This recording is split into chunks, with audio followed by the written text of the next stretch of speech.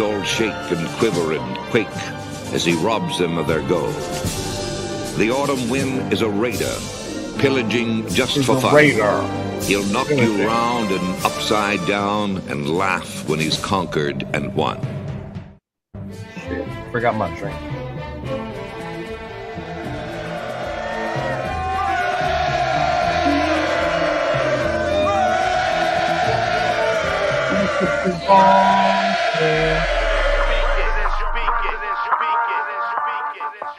And I approve this message. Oakland Raiders, Oakland Raiders, Oakland Raiders. Just win, baby, win, baby, win, baby. We are the Oakland Raiders, Oakland Raiders, Oakland Raiders. Just win, baby, win, baby, win, baby. Don't need no invitation. We are that Raider Nation. We rock that black and silver. We make them shake and shiver. We make them reconsider. And we still committed. So if you want a piece of this, you can come and get it. Touchdown, touchdown. Let's throw a bomb on first down. Let's throw a bomb on every down. First we score, then we clown. Having fun, look around. Nobody loud as a Raider crowd. Nobody proud as a Raider crowd. NFL, how you like me now? We gon' do this open style. Nothing but action. I'm Bo Jackson, hit the hole. Run you over, goal line. Jumping over, going crazy. Lose your soul, lose your mind in the black hole. Here's the goal, Super Bowl. And everybody here, get to go. Don't need no invitation. We are that Raider Nation. We rock that black and silver. We make them shake and shiver. We make them reconsider. And we still committed. So if you want a piece of this, you can come and get it. Oakland Raiders. Raiders! What is up? What is up? Raider Nation, what is going on? Hi. Salute, salute. Salute, salute, salute. I think I had my mic unmuted that whole time, so yeah, cool. That was great. That was great. That was great. Welcome to another Wednesday of the Raider Connection. What's going on, y'all? As you can see, 805 has changed. Las Vegas Raider 10 is now grown. We call him 805 Raider now. He a big boy now. I just gotta get the mustache. That's all it is. Yes. Gotta get Those of you who are saying that Nathan should grow the up, arrow, bro. Yeah, can't do it. Can't do it. Right. Hey, welcome, brother. How you doing? Good, man. I appreciate you guys having me. You know what I'm saying? I'm actually I'm happy I got the approval from the boss, aka the wife, to come on and join you guys. And so yeah.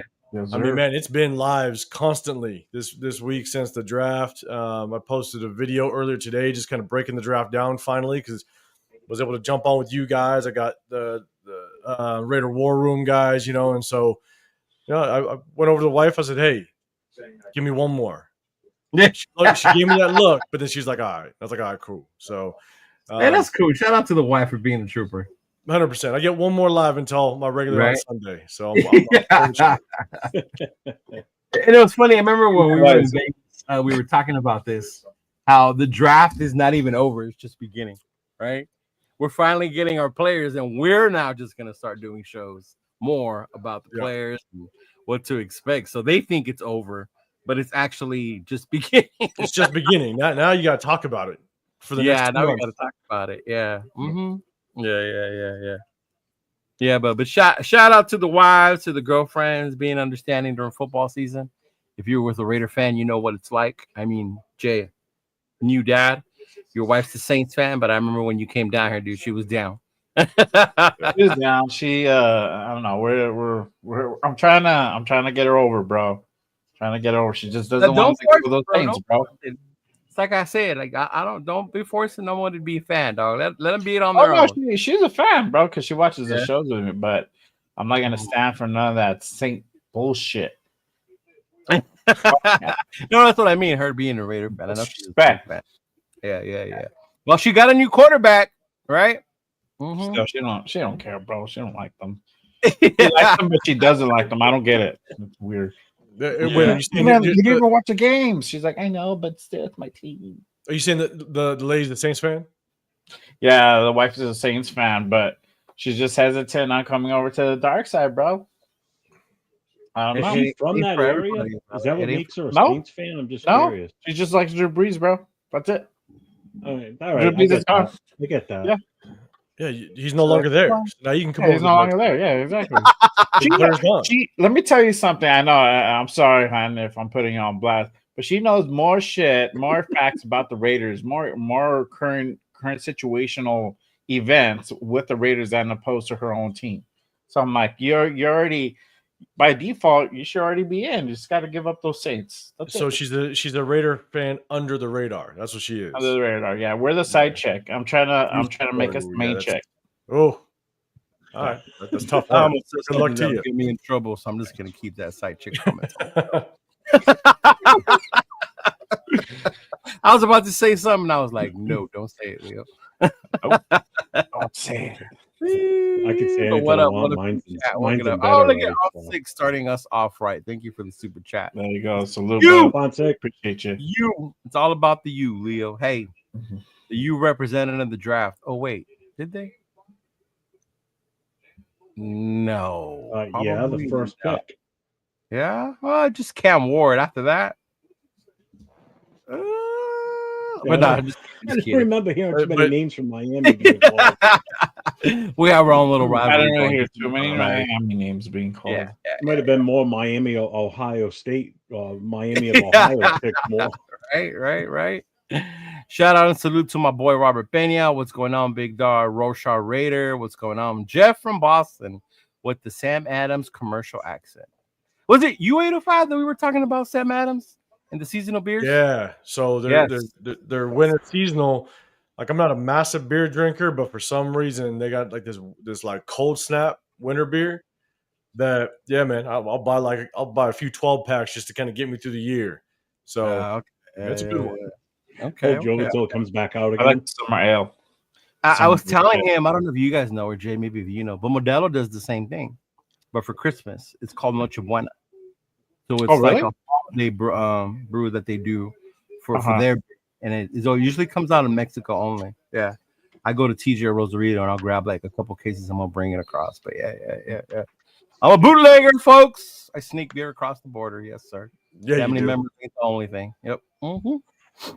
He said he is sexy for the shirt. Chris for Raiders. It is too early for all that, Big Dog. I don't know what's going on. I know you guys spent a lot of time together this weekend, a lot of shows. No, but I was with 805, bro. You don't hear us talking all this sexy. Hey, Leo, the sun's going down over here. You better be careful. Yeah. See, speaking of the devil, the wife who walked in, I was like, I was talking shit. There she goes. Goes. The wife walks in and she hears side chick and she's like, "What the hell?" I was telling him that we were trying to make the Raiders your main chick, not the side chick. Right. She heard side chick. That's what it was. Her radar went off, right? And then she walks to the door. Exactly. Oh, my boy Turf. What's going on, Turf? What it do, Raider Nation? I know he was excited about the round 6 picks with the representing the FCS. That's my boy Turf right there. Of course, Alex, welcome. Jason, we will get to that. Chris for Raiders, thank you, brother. Thank you for giving appreciate it, Big Dog. Those are always welcome and appreciated, right? But man, whoo, Mike, what's going on, Mike? I hope to see you this weekend. I will be in the Bay Area, Big Dog. I hope you can come through. I really hope you can come through, Big Dog. I hope so. I hope I can see him. I think Sacktown's going to Bakersfield. So I know he's going to Bakersfield. Him and Jack are going to Bakersfield. Yeah, but this weekend is the Richmond event, so I know that's in the Bay Area. So hopefully I'll be able to get to see them. Christopher Raiders is going to Bakersfield too. Yeah, he is. I'm 90% going to be there. Or you might roll. 90. Watch out. 90. Yeah. I'm 100% guaranteed I'm not going to be there. I like that percentage, right, Jeff? Good. Appreciate that. Good for you. I wish I could. Jeff, it's a short drive. Don't worry about it. Yeah, I better leave now. I'm playing right, bro. But I mean, the draft, y'all, it was crazy. It was good. You know, I love. First and foremost, shout out to homie Power Raider for hooking it up with the tickets. Yeah. Also to Marlene from the Black Hole. Paul 805. She's the one who gave me your ticket. That's how I was able to give you a ticket, and you were able to hang in there with too as well. That's awesome. So shout out to Marlene from the Black Hole for gifting those tickets. And man, it was fun. It was fun, man. Nobody does a party the way the fucking Raiders would do this fucking early in the season the way we did, man. There were multiple parties in that city for one fucking draft. It was the one we were at, right, by the pool. Then there was the one inside, upstairs, right, in the ceiling and the roof or whatever, at the Ghost Bar, done by the Black Hole. And then there was the one at the 8 Lounge, the Max Crosby one, which also seemed to be pretty huge. So that is crazy. And it's good to see them doing all this cool shit for the Raider Nation out there, bro. I appreciate it. Yeah. Which the Ghost Bar was legit. I went up to the Ghost Bar, but man, we should have went to the 8 Lounge. We should have, right. Man, MC Raider said we should have stayed there, but once again, we have those tickets that were waiting for us. You know, it would have been messed up on our part, I guess, to not show up. That's what I said to you guys. I said if I was out there, I would have just stayed at the 8. That fucking place was beautiful. I would have. It was amazing inside. I kid you not, bro. I felt bougie. I really did feel bougie. Yeah. Well, I watched the video the MC put out there, and I was like, damn. I'm like, I would have stayed here. Paul was on with us over the weekend, and I was saying that to him. And he goes, it's nice in there. That place. It was really nice. And the service was nice. They were really nice inside too, right? They were very welcoming. Even when they were telling us where we were sitting, they were gonna have to move us a little bit because they were gonna make it more like a family type seating area or whatever that was. But they were really cool. Shout out to the staff there as well, man. Would they have allowed you to stay there while Max was in there doing his show, or no? Oh yeah. Or did they kind of close the place down? Yeah. You could stay in there. And we could. So Max was there, Christian Wilkins was there, Amari Gaynor was there, and I think there was one other. JPJ was there forever. Was JPJ there? Say JPJ, right? It was there. Yeah. We should have went there. At least popped in. But yeah, we should have went there. Well, remember afterwards, Samoa went over there. Yeah. And I saw MC. We were gonna go over there, but MC was like, "Nah, let's just stay here." And then we had to go get his stuff so he can leave. So I'm sure if he didn't leave, we probably would have went back over there. Yeah. It was legit anyways, though. It was a good time. That was fun. It was fun. And it was free food, free drinks, open bar. Woo. Even better. Come on. I felt the open bar later that night and the next morning. So 100. I gotta ask. Wait till while you guys were there when they were announcing our pick at number 6, and obviously it wasn't the guy that Leo wanted. What was his facial expression? Was he upset, Paul, that Shador's name wasn't called, or was he okay with Ashton Jeanty's name being called? Like, what was his general reaction? God, I think I looked back because Leo, you were recording. No, I was watching. Samoa was recording. Oh, okay. Yeah. I thought you had your phone up. No. I don't know, man. I think I remember your reaction was just like a little surprised. It was hard because that place blew up. Yeah. 99% of people just went nuts. They were excited about it. Maybe I was all caught up in my feelings a little bit. I was going to say he was probably more caught up in his feelings than I was. Yeah, because I was just like, when that place erupted, I was like, shit. I mean, because my thing was obviously I wanted to either trade back or get it or potentially get a tackle. Like I wanted to build in the trenches. But I was like, you know what? And then my instant reaction was, okay, we better get a guard very quickly. So I just kind of switched it up a little bit, and now we just better hope he balls. It's that simple, right? No one will forget that he was a first rounder if he averages 1,700 yards, 1,800 yards a season on the ground. So that's crazy expectations. Running back, though. It's really not, though. If you think about it, like 1,700 yards combined. I'm saying combined. No. Well, I guess now we played 17 games now. Yeah. I mean, somebody on Rundown show the other day said, 900 yards combined, 900 yards rushing from him. And I'm like, that's like a 52 average a game. That might have been me. That's ridiculous. No, it wasn't you, because he went crazy with that. He goes, what's that average out to? I'm like, that's like 52 yards, dude. That's nothing.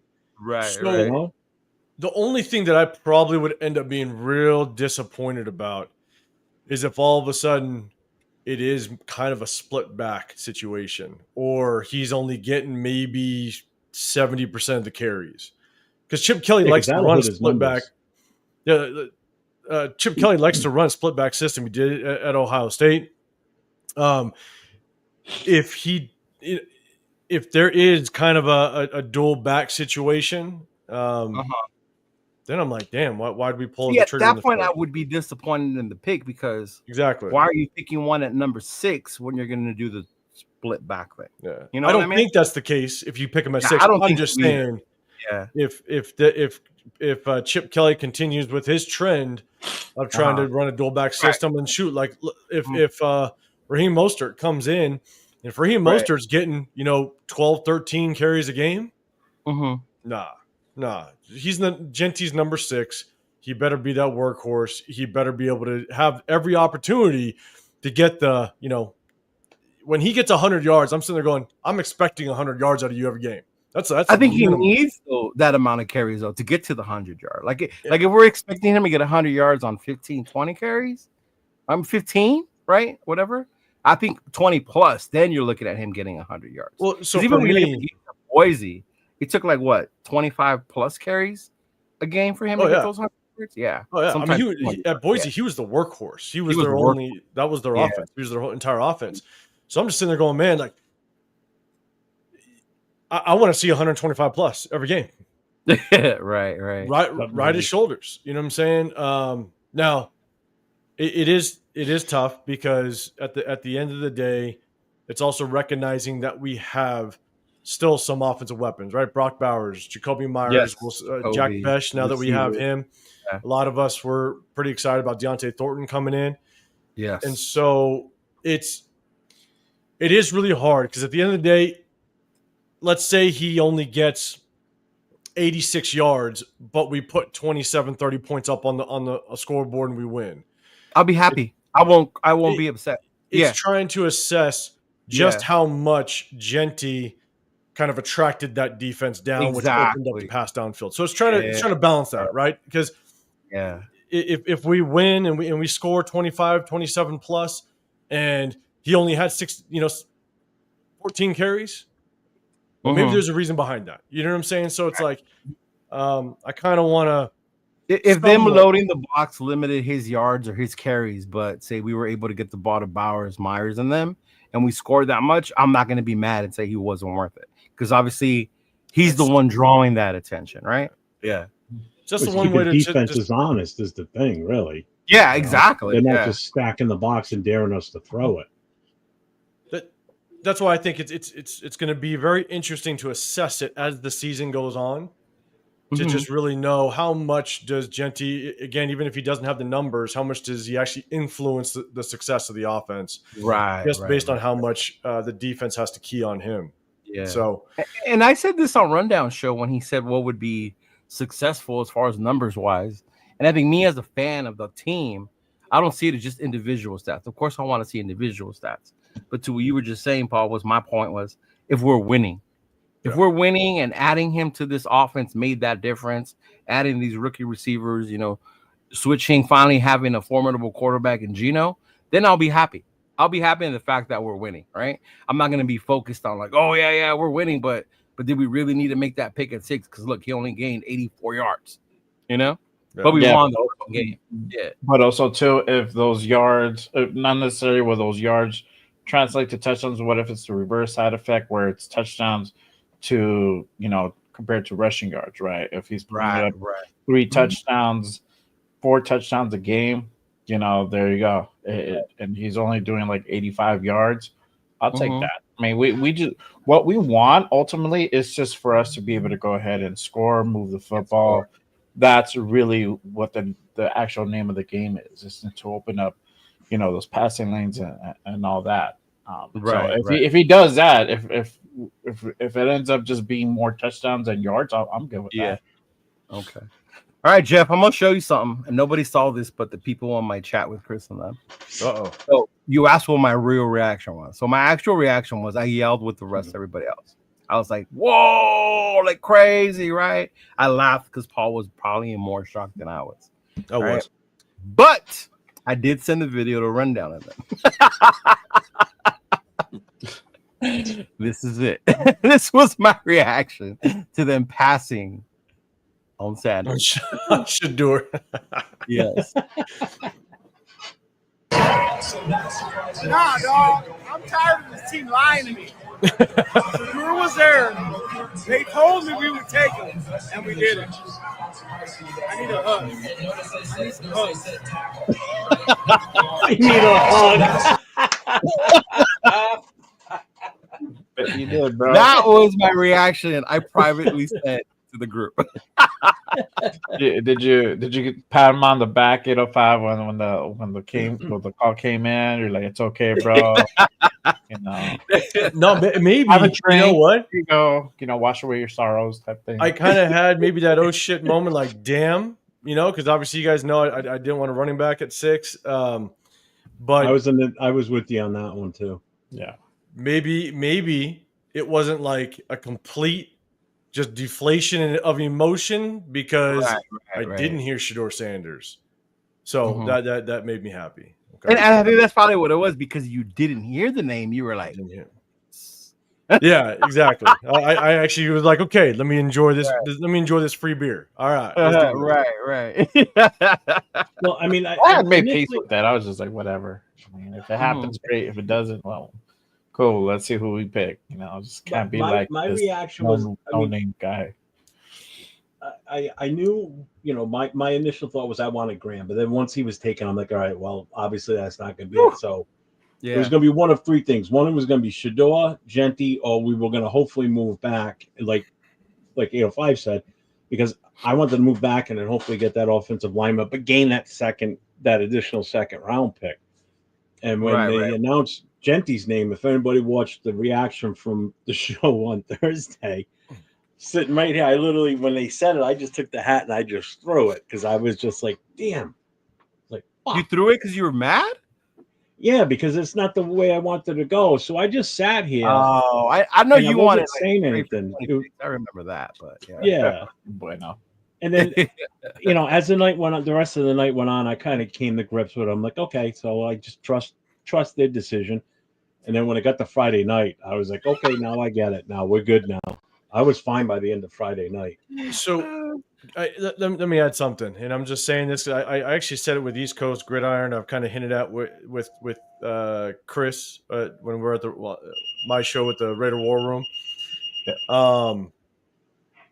Mason Graham and Leo, I told you. I was about to say, so Jeff, be glad you never hung out with 805 or you talked to him. This dude talked me out. I'm Mason Graham like an hour before the draft. Wow. I think there's a really good chance Mason Graham will not live up to his first round top 10 projection. Really? There's a lot of things I do not like on his tape that it just I was one when everybody kind of there's people that were like, oh, pushing Mason Graham to number 6. I was like, man, obviously I like Adam Butler. I like Christian Wilkins and stuff. But man, the more and more I watched this film, there was so much that concerned me. I said, there's no way in hell I could take him at 6. And this is my bold take and my unpopular opinion last year, which I was surprised I didn't get more hate comments. But my unpopular opinion last year was that I thought Bo Nix was going to be a good quarterback. People clowned the crap out of me about that. They attempted to, but I was like, whatever. This year, I think Mason Graham isn't going to live up to his first round projection. And I won't go as deep as I did with Leo because me and Leo sat there and I basically probably wrapped his ear off for about 30 minutes. But man, he gives up on plays. There's a couple times a game, all of a sudden he just slows up. He gives up on plays. He's got one move. It's basically a pop and throw. He pops and tries to throw somebody. If it doesn't work, he gets held up. Don't get me wrong. He's got some highlights. He will run through somebody. He shows massive flashes of highlights, but then he disappears in games. All of a sudden, he's gone. He won't be in the game for 4 or 5 plays. I'm sitting there going, wait a second. Why isn't he in the game? It'll be middle of the field, down inside the 10, he's gone. He's not even in the rotation on the goal line. But then he comes in the next series, and I said, okay, well, shit, let me go back to the last 2-3 plays that he was in. And all of a sudden, you could tell he's popping up, and he's gassed. He's tired. and he could not fight a double team. 95% of the time, I watched 5 or 6 different games every single defensive snap. And he struggled to get through double teams. He had a really good game against Ohio State. I'll give him that. It was a pretty good game. That was probably what really put him high up there on the draft boards. Right. But, I mean, the other games that I watched, I'm sitting there I'm going into the third quarter, and he's not even influencing a single play. And it's the third quarter. And I'm seeing him take 4 or 5 plays off. He looks gassed right before he gets out to play. I mean, to me, I'm sitting there going, okay, this is all with an assessment of take him at 6.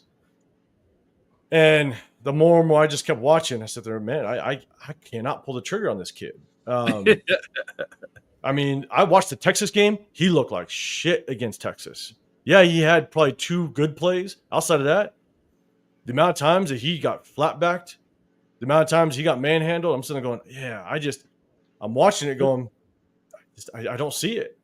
Let me ask you this. As you watch that, on the times that he disappeared, or where he just wasn't, seemed like he was in the game, were those games that Grant really stepped up? Because I heard a rumor about him too, that Grant kind of tended to play second fiddle. Like Grant is actually the better of the two. So there are people who believe Grant is the dude more than him. I get because that's what I heard that leading up to last week. Yeah. The only thing that I noticed, and I'm not sure, I wasn't really looking specifically at that, because what I would do is I'd go back and see, was this a trend with the Michigan defensive line? Like, did they naturally rotate, right? Did they just rotate players in? And maybe he just was caught in the rotation. And then that's fine if that's what that defense coordinator, D-line coach wanted to do. Okay, then I can definitely give him some leeway there. But if you ain't in on goal line 1st and 10, and you're not in for 4 straight plays down on the goal line, how is your number 1 defensive tackle not in the game? And then he comes back in the very next series.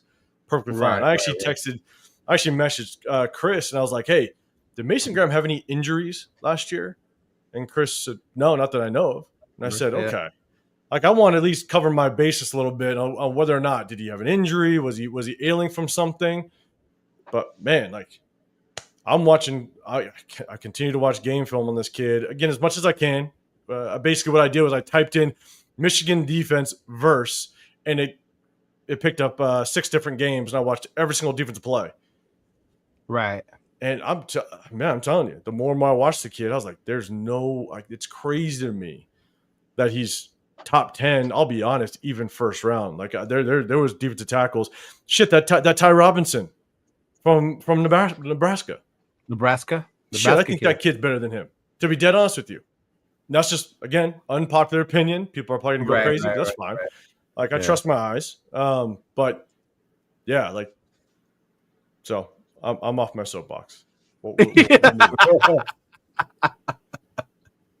go back, literally, Jeff. Go back and type in Michigan defense verse, and it'll pop up a bunch of just Michigan's defensive games, and it's all their defensive plays. Just watch Mason Graham. Just watch him. I watched him against Boston College, Illinois, Texas, Ohio State, and there was one other one. I think so. It was 5 total games, and just watch him. And I'd sit there and go, damn, he is not a first rounder. Oh, okay. So I brought this up for a reason, and it's not to bang on you, Jeff, even though I was going to. I see your lawyers in the chat.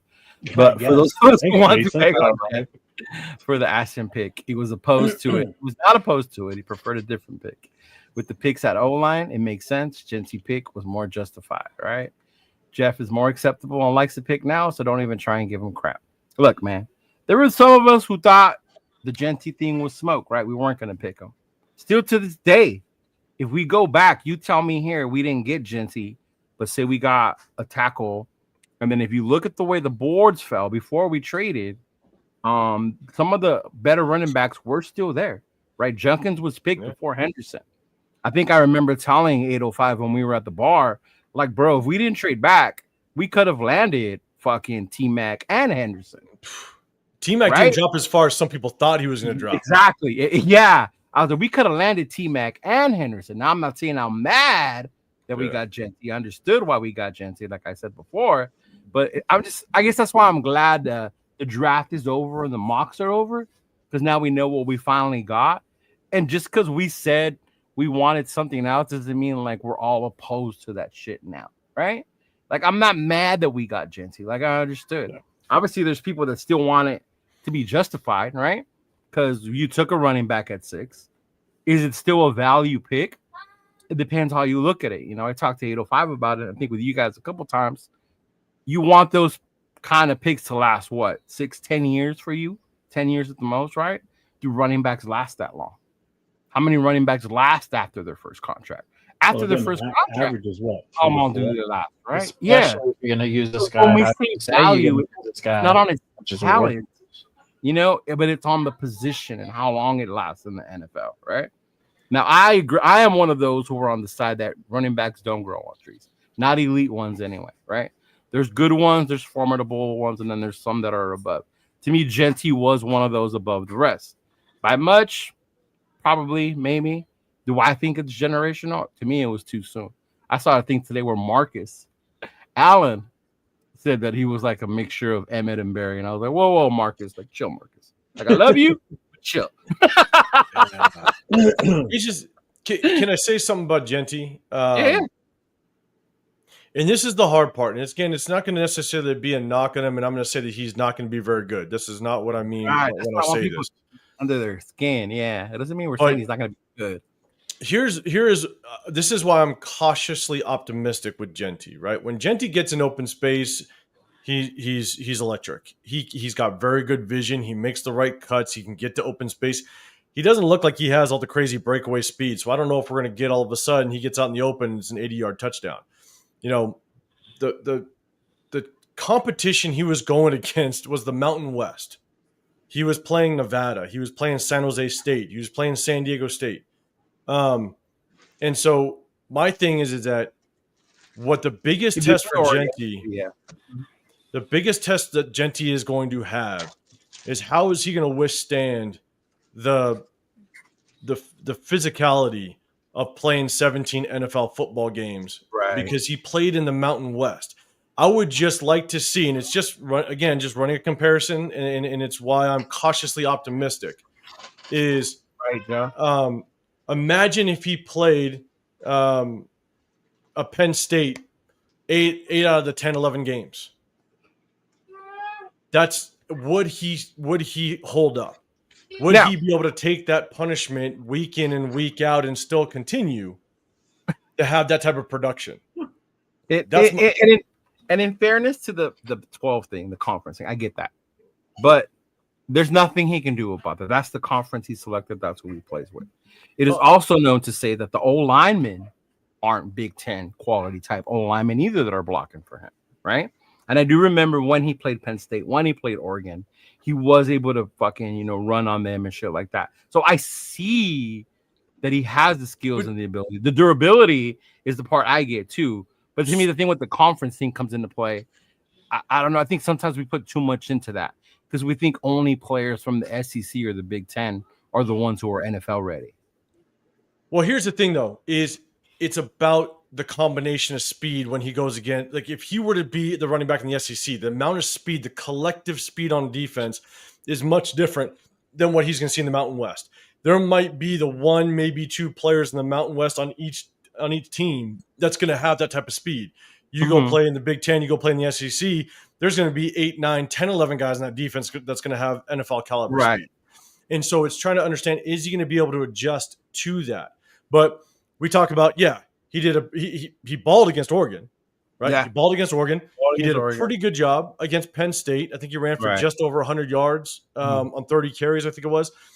Yeah. But imagine if he played Penn State week in and week out, those type of caliber defenses. Yeah. Would he be able to hold up after that 5th, 6th, 7th game and that durability? At what point is his body going to start to wear down? He is 21, right? Yeah. So there's that. I don't know how long or how well he takes care of his body. I think this is the other part that comes into it afterwards, right? Once you get to the NFL, what do you do? How are you going to take care of your body? What are you doing? How are you training? Right? I mean, I see the difference now in Max Crosby, and then I remember the lanky Max that we drafted. We got the best person to do it. Him and Deuce Gruden are like the same size. Yeah. So Is he really 5'8"? Exactly. Is Jeanty really 5'8"? Why did I think he was taller? He's probably like 5'8", bro. Yeah. Yeah, he's probably like 5'8", but he advertises. Like, running back is not a bad thing to me, right? You don't necessarily have to be fat in I don't like. I'm not a fan of running backs under 5'10". I'm not a fan of running backs under 5'10". The only running back, and I mean, maybe is I can't think prior to this. The only running back that I was actually really excited about coming out of the draft that was under 5'10" last year was Ray Davis. Ray Davis was my favorite running back last year out of Kentucky. Ray Davis, and he was 5'8". Yeah. Hey, shout out to the short dudes. Fucking Jeanty. Bring it, dog. For sure, bro. Representing shit. Represent, big dog. Bunch of midgets. But what about you two, Chet? I didn't see your guys' live. I didn't see your reaction. I don't think I had to act. I'm guessing from what the chat I've seen, you threw your hat, so that means you weren't happy that we drafted Jeanty? No, not at first. Not my initial reaction. I was like in both situations. I was happy we didn't draft Shedeur, and then I was kind of upset that we drafted Jeanty because it's not what I really wanted to do. But like I said, I came to grips with it. I guess the funniest part of the whole thing was not so much the hat throw, but after I did that, like we rewatched it on Sunday on another show, Captain Jack's show. We put it up because Angela was hosting that. After I threw the hat, I sat just like this. Didn't say a word for like 4 minutes of the video of the show. Everybody else was talking and doing whatever, and I just sat here. I didn't move, and we're watching it, and I'm like, I didn't realize I didn't talk for that long. Like I took that long of a break. What's up, man? I was like, shit. It was the whole thought process that I was just running through. I'm like, all right, well, we'll have to wait and see what happens now. Right. You know, What about you, Jay? Well, for me, I was just like, oh, okay, whatever. I mean, I was on with Run and Turf on that show, and I mean, Run was cool. It was, he was all right, but Turf took it a little harder, bro. He's I'm not as upset as I was with last year's with Brock, but no, I'm not like super cool with it. And I'm like, oh, what'd you say? You weren't as upset or what with Brock? He said that he wasn't as upset as last year. Oh yeah, Turf was fucking his reaction. Yeah, he had an okay reaction. So he tried to swallow it as much as he can, but later on through the night, he kind of voiced his opinion on it. So I'm just like, hey, that's a dude that we drafted.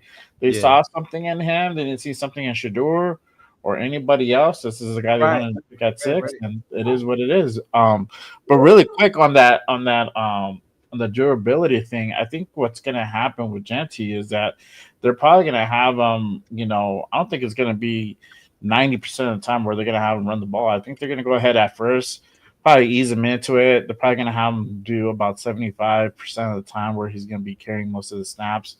And then he's going to be alternating. What's that? He can catch out of the backfield too. He can catch out of the backfield, but I think he's going to be splitting some of that time with Moser, and then you still got McCormick. You have if he doesn't fall off. Yeah, I mean you'll have those dudes that just to kind of get in there and take some of the beating when it needs to. What up, Paul? What's going on? To kind of fool the defense, but I mean, I think just kind of preserve this dude, and because 805 has a valid point, we don't know how long this guy could potentially last for. I mean, we have him right now 4, possibly 5 years. We want to go ahead and make the best out of it, at least, at least. And so we want to make sure that guy stays around, and he probably this is a whole different other beast. He's gonna find out really quick. This is a whole different other thing. Yeah, when he's at the at the highest level. So I think he'll do a good job, but I feel like they're gonna probably ease him into it at first, and then after that they're gonna push him to be that workhorse like full time. And before we move on with the rest of the picks, I will say this: I don't put so much of the offense how it looks on Jeanty. To me, right now, this is where it's Chip Kelly. This is why we're paying Chip Kelly the most as an offensive coordinator, right? This is why we brought him in. This is why Pete's the head coach. Because if you see about what we did, because I talked about it with 805, what we did after we picked Jeanty. Okay, now get him the help, right? Get him fucking O-line. Bring Colton Miller back. Get some fucking wide receiver threats because we only had, whatever the fuck we had before, which was nothing, right? Like, let's see what they do the rest of this draft before I start to say, like, oh, man, this was such a waste of a pick. We're just going to waste this guy, right? This is now where I'm looking at Pete and Chip specifically. What are you going to do now with Geno, with Jeanty, and all these weapons that they, Spike Tech and them got for you? What are you going to do, and what's that going to look like on the field? I will say I was an emotional roller coaster this draft. I'm just going to throw it out there. We get Jeanty. I'm like, oh, shit. And then we trade back in the second. I'm like, okay, we're good. We like it. Which, by the way, y'all, we fucking yelled probably louder for the trade than we did for the fucking pick of Jeanty. Absolutely. Just so you don't know. The trade back was beautiful. And so I'm like, hell yeah. Got up, yelled, screamed. We were fucking excited. And knowing that we recouped another third, I'm sitting there going, man, this is brilliant. Yes. This is genius. Yes. And then all of a sudden we get Jack Bech. And I'm like, what the fuck? Yeah. I'm like, wait a second. Like, we don't need another Jacoby Myers, And so it's like, I was like, damn, okay. I said, who? Oh, man. But at the same time, I'm sitting there going, like, it was just another kind of, you have to wait and see, I guess, right? You had to wait and see. You get Jeanty, are we gonna get some O-line help? And then you got Jack Bech, and you're like, okay, he's a good receiver, I get it. Hey, we don't need another Jacoby Myers. But what did was it Loon or was it Chris that said it? He has a good story. That's why we drafted him. I said that I hope he doesn't become just a good story. Like, I hope the talent that we see in college does translate. I hope that because to me it felt like the second round was early for him. That's what I thought initially, right? Yeah. And so I'm like, did he climb up the draft boards after that because of the story? Which I hope. Like, I'm not saying he's a bad receiver. I'm not saying that at all. Right. I just didn't have him as a second round pick, and so I thought that was just a little bit of a reach, and so that's why I made that comment to Lunatic and Fu Chris. I was like, man, I just hope the story didn't increase his draft. Yeah. You know what I'm saying? And so now, I don't know if y'all remember, but we traded twice, right? It was the first time, and then we moved down, and then right before we traded was when Will Johnson got taken.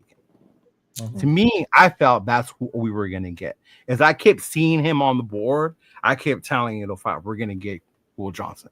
We're gonna get fucking lucky and land fucking Jeanty and Will Johnson, and then we'll see whatever they get with these other picks, right? That we added, and then they took him, and I was like, fuck, like damn, there he went, and then we traded down, and then at that point I was like, okay, let's see. But I don't know about y'all, but that's what I thought we were gonna do. And then once he was gone, we traded again, and we moved back down. With this pick, I love this pick. You know why? Because it wasn't Shedeur Sanders. Oh my lord! Swear to God. Because that's what was happening every round.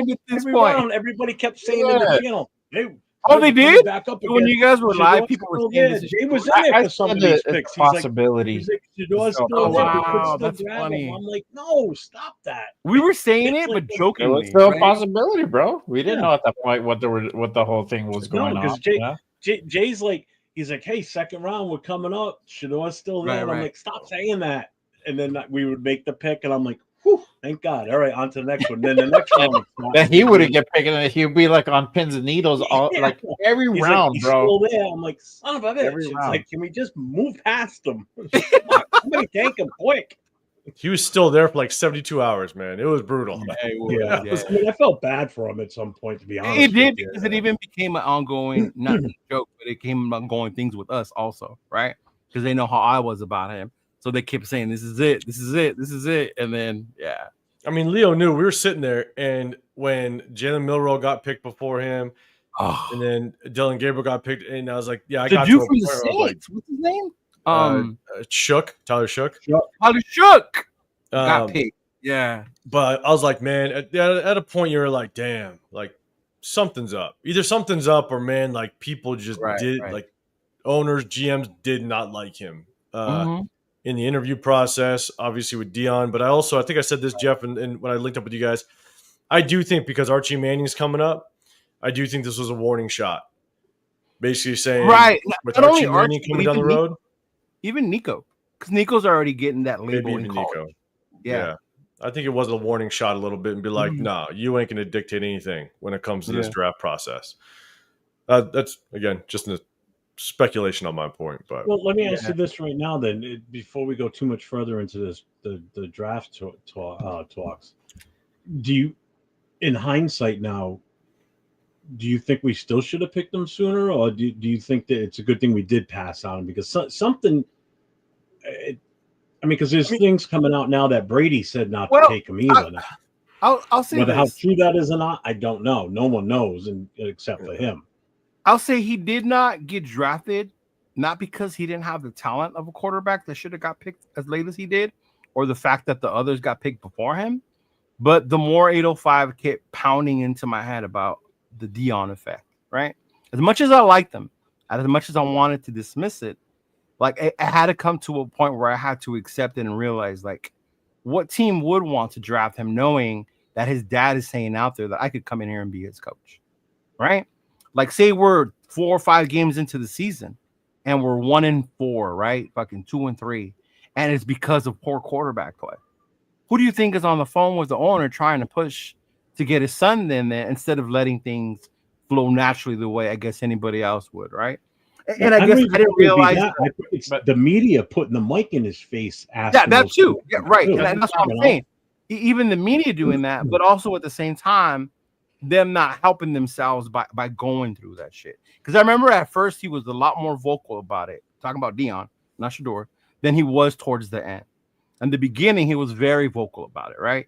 He went on fucking, I don't know, all kinds of shows. My son's going to go wherever the hell I say he's going to go. We're only going to play in certain places, right? He needs to do this. You need to have this. You need to have that, which is crazy. It really is. But then it really isn't, because I remember Arch did that. Now, with NIL coming and these players, it's a little different coming in that way, right? Like, what are you really setting yourself up with if you let him do that? What kind of precedents do you set for these other dudes? All right. Yeah, but it's not, I don't think it's just that. I mean, it's part of it's that, but also too, it's just how he was just, he came in to the way he did interviews, his attitude. It was just, especially in this thin quarterback class, and if you've already seen the projections, because I know he has, and I know Dion has. I mean, if you're not going to be slated to go to be number one, I would be out there, pitching myself, putting myself out there to, do the workout or whatever, right? But that was never his mentality. He came into some of these interviews just, casual as fuck. At the end of the day, it's still a job interview. You're going out there. It really is. To try to get picked up to be a starter somewhere. And he thought, because I'm Shador Sanders. I've done this, I've done that. He's automatically going to be given that, and that's where the entitlement thing came in. And I don't know if you guys caught that the second day presser by Spytech, where he said, like, we went out and saw guys that wanted to be at the combine that didn't feel entitled, and that was the giveaway that I told Jeff, I'm like, that's the giveaway that I know Shador is not going to get picked by us. We're not going to draft him. And I was already at that point I came to terms like, okay, this guy's gone. We're not going to pick him up. At some point, there was some disinterest, and that's the disinterest. Is the whole attitude, everything. The GMs talk, and that's what happened. They all talk, and they're like, you know what? Right. This guy feels entitled. How is he going to come in to our team and operate? Is he going to feel entitled that he's automatically going to be the day one starter? Right. And if we don't put him there, are we going to go ahead and get harassed and berated by Dion up and down, the media and everything else? So that's all of that was a message sent to them, to the Sanders family. Like, look, you might have some talent, kid, but this is the NFL, and you don't dictate where we put you at. We dictate the terms, and that was a message that was sent. And it didn't start with Dion. I mean, shout out to the Raiders Shield family. The whole Sanders man. Appreciate you, brother. Nobody's fault but their own. In January, it was number one, Cam and him. What changed? The mouth. But if you ever think back, it started with Lamar Jackson. It was wild that they didn't get no offers to trade, right? Because it was, oh, he's bad. He's not going to do good anymore. Who would want to trade for Lamar? He stayed with the Ravens. The motherfucker had an MVP season, right? But if you think about who his agent was, it was his mom. Yeah. Door's agent, his dad. Shiloh switched. My dad ain't going to be my agent no more. That's crazy work. And now Shiloh is on the Bucks. Yeah. These dudes, the NFL, only want to work with agents. And it's for whatever reason, right? Whatever they decide, they're going to dictate that.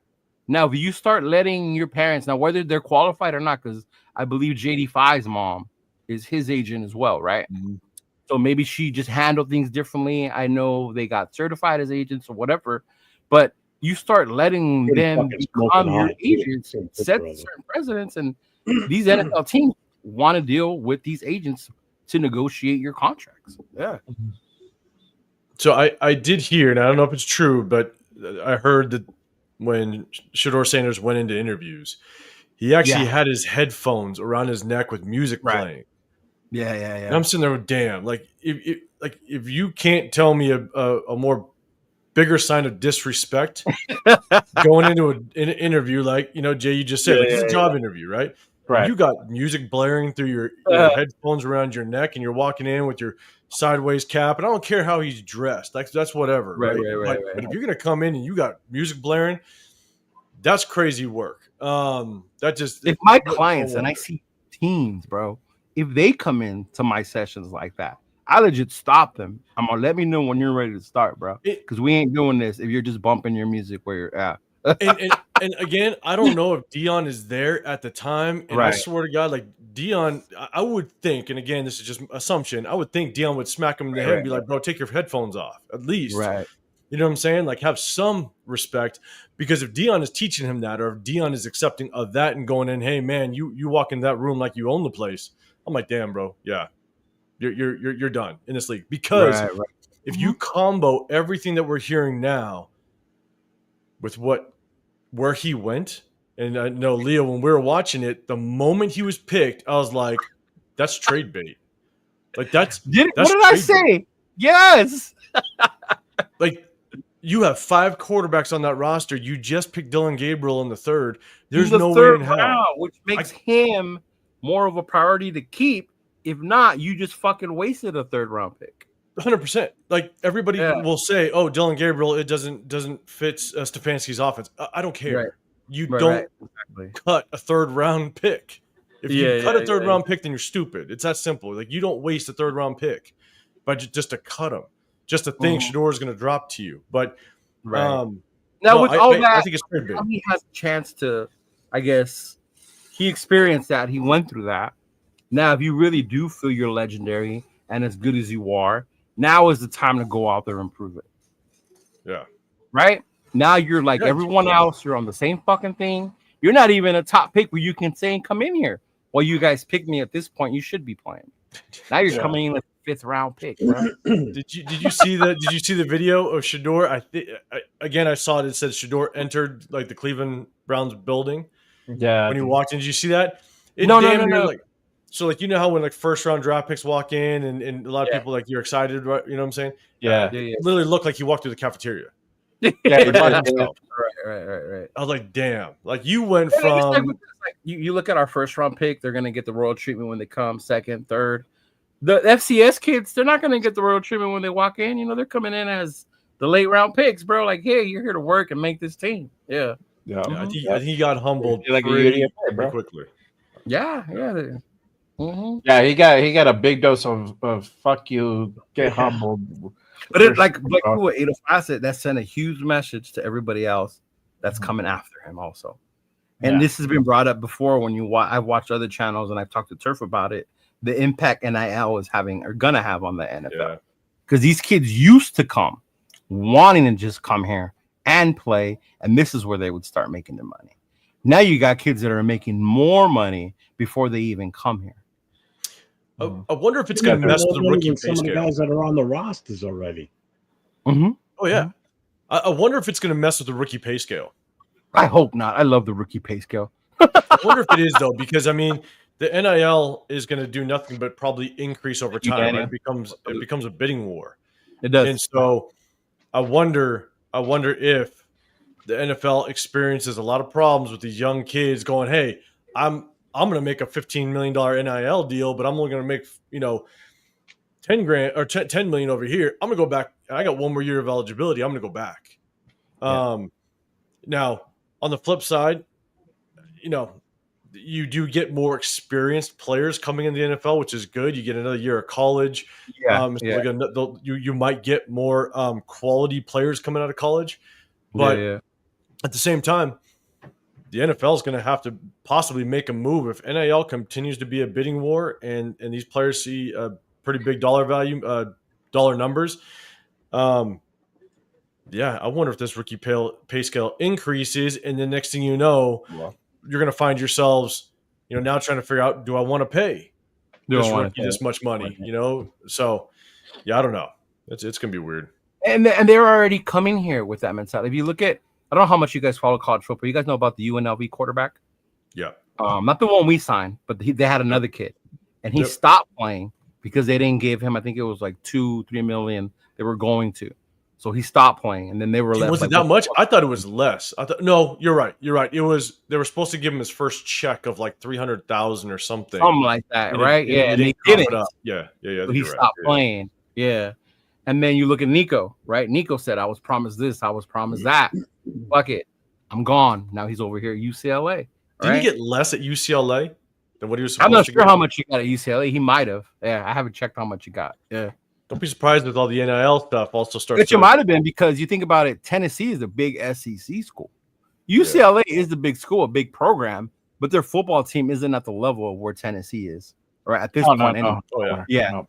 That's the other big thing with NIL. It's just forcing these. Yeah, see, look, you got 800. If they don't get their own way, they're out. They go and transfer to another school. Yeah, because they're going to pay them more money. It's just they're like free agents, basically, unrestricted all the time. They can jump ship whenever they want to go to another school. Well, I'd be really curious as to what happens when the colleges start to take a stand. And that's going to be interesting. That'll be the interesting thing to see. Because not all these schools have the same amount of money. Yeah, they don't have the same access to money. You know what I'm saying? No. And so it's like, if the SECs, the Big Tens, and the ACCs, if those conferences are like, screw you, we're not paying you. Yeah, then you're probably not going to get the same amount at UTSA, or San Diego State. And we haven't got to our FCS kids, the 2 quarterbacks that we drafted, the one the receiver. But when I looked them up and when I heard about them, one of the things I liked, and this goes to what Daniel Kim was saying, I think Spytek and Carroll did a good job building guys that love football and have the juice to play and get better through development. Those 2 kids had the option to leave the FCS schools, right, and go to a D1 to get some of that NIL money, and they decided not to, right? Because they loved what they were doing. They loved where they were playing. They loved playing ball in those programs. Small-ass programs. Mind you, local legends, right? Yeah. The people in Montana were fucking losing it. The kid got drafted, right? Like, this is our fucking touchdown Tommy's our local hero or whatever the fuck, right? Or even in North Dakota with the other kid, Miller, with Cam Miller. But I think I was bringing that up because from this whole draft, I think Spytek and Carroll should get so much credit for the type of players they're bringing in and the direction we're moving forward with this team, and I think that starts even with the free agent signing, because a lot of us, or some of us, were bitching that we're not signing enough people, right? That we need to get this guy, we need to go get that guy. Why don't we get this guy? And I think the more patient we're being, you tell people to be patient, you're starting to see the kind of team they want to develop. And I think Pete Carroll said it from the beginning. I want people to compete. And when I look at the draft and the free agents and our roster right now, there's a lot of competition on all the fucking positions. And I think that's what they wanted to create and develop, and why they've built the team the way they have. Yeah, I mean, everybody that picked up it is literally, lunch pail guys that come in. They're going to come in, work hard. Most of these guys have their head on straight. So I don't really see like a big thing where we have a lot of problems. And so they're very careful on picking certain guys that would fit the culture, that would fit also the scheme, that the system that we're going to go ahead and run. But I think that was very important. I think that's one of the things that's really stood out to me is like, these guys are really lunch pail guys that just come in, they're going to check in, they're going to go ahead and do work and call it a day after work after that, and be on. Mm-hmm. Yeah, I don't know. It's different because as Raider fans, we ain't used to that shit. Yeah, right. It's like if it ain't drama, then right? It's not normal. Yeah. It's definitely not normal for us to maneuver the way we did within the draft. Right? The trade backs and all that. We usually we either stay or we feel like we got screwed or what have you. And it was good to see them make moves. You could tell that they were truly trying to read the board and understand the board. Yes. And so again, I hope that the guys that they got were the guys that were high on their list. Sometimes you trade back and you're like, oh shit, my guy just went. We don't know if that happened. We have no clue.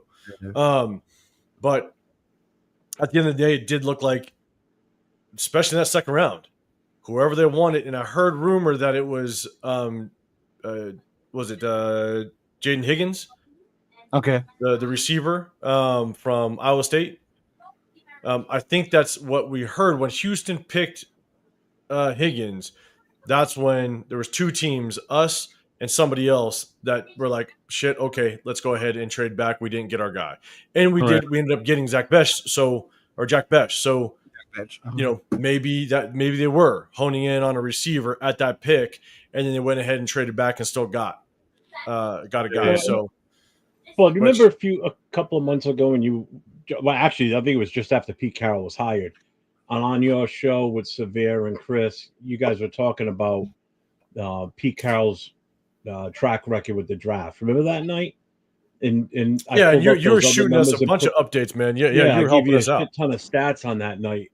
I think Pete Carroll did exactly what he did in the past, his true to form, by moving around the draft. Like, we didn't know what Spytek was going to do in this draft because he'd only been like on a part of the front office with the GMs in the past. He never really handled the actual draft, but we knew what Pete Carroll's tendencies were. Yeah. And I think he did exactly true to his form in the past. He moved around the draft board and he got the guys that he was probably targeting right from the get-go. Right. Mm-hmm. So I'm happy with how he handled him and Spytek, how they handled this draft. I think they were masterful at it, to be honest with you. I think they were smart moves. Hey, shout out to Lorenzo. 17 days away from the Raider Nation kickoff. Looking forward to seeing you. Hey, 3 out of the 4 up here on the panel are going to be there. A bunch of dudes in the chat will be there. So cannot wait, man, to see everybody there. Get your tickets, snatch your tickets up, get them early. Make sure you join. He does do a raffle for those of you who are buying your tickets already. Black Sunday box, right, is what they've been raffling. So make sure you go grab your tickets, y'all, and hope to see y'all soon. Yeah. Yeah, man. I like. I guess this. Maybe this is what I've been waiting for out of my fucking team. All right. The no drama, really. If any drama was created, I think maybe we created as fans sometimes. Even earlier, I was having not an argument, but a discussion with someone. So about the quarterback situation. Like, I thought Brady was gonna get us a quarterback. Like, what the fuck? Like, look at what we got. Like, where was that at? And then I thought to myself, like, when was it ever said that he was going to pick our quarterback? Mark only said, we'll ask him. He will have speculation. Right? But it was never said that Brady was going to be the one making all the picks. Even me, I that little video I showed you, right? I thought Brady told me he was going to get Shador if he was there, but he never said that. No, I mean, they said that he was going to be very heavily involved in picking up our quarterback. Now, what could have happened is that you bring in Spytek and Carroll, and they're like, you know what? We're gonna hand you guys the keys. You guys do it as you guys wish. Whatever fits your guys' thing the best, right? Right. And that's kind of what ultimately went down. Also, too, I mean, if the whole attitude with Shador, I know he's tapped in, and I'm pretty sure he was either in the building or heard something, how that interview went when Shador came to visit. He's probably just like, no, fuck that. If that's just going to be his attitude especially knowing that where he came and he still had a bad interview. It's like, nah, fuck that. We don't need that shit in our building. Josh, he said we'll help. He didn't say he was gonna be the one. Go back and watch that. He said he will help. He said, why wouldn't you ask him about his input? Because of the legend. Yeah, they got us Geno Smith, so I mean, I'm pretty sure they did. Yeah, I'm pretty sure they did, and he was just like, he probably got turned off too, like everybody else. It's just like, you know what, this guy, if he's gonna have a shitty attitude, he's gonna come in entitled. Is not gonna feel. If you guys feel like he's not gonna work hard, then why are we gonna pick him? You guys go with your best bet. You know, if you feel Jeanty is there, then get Jeanty. I mean, how do you guys feel about the quarterback situation? I know we've always said, what about the future? What about the future? How long is Geno going to be here? You look at who we signed, who we drafted, who we have in the room still, you know.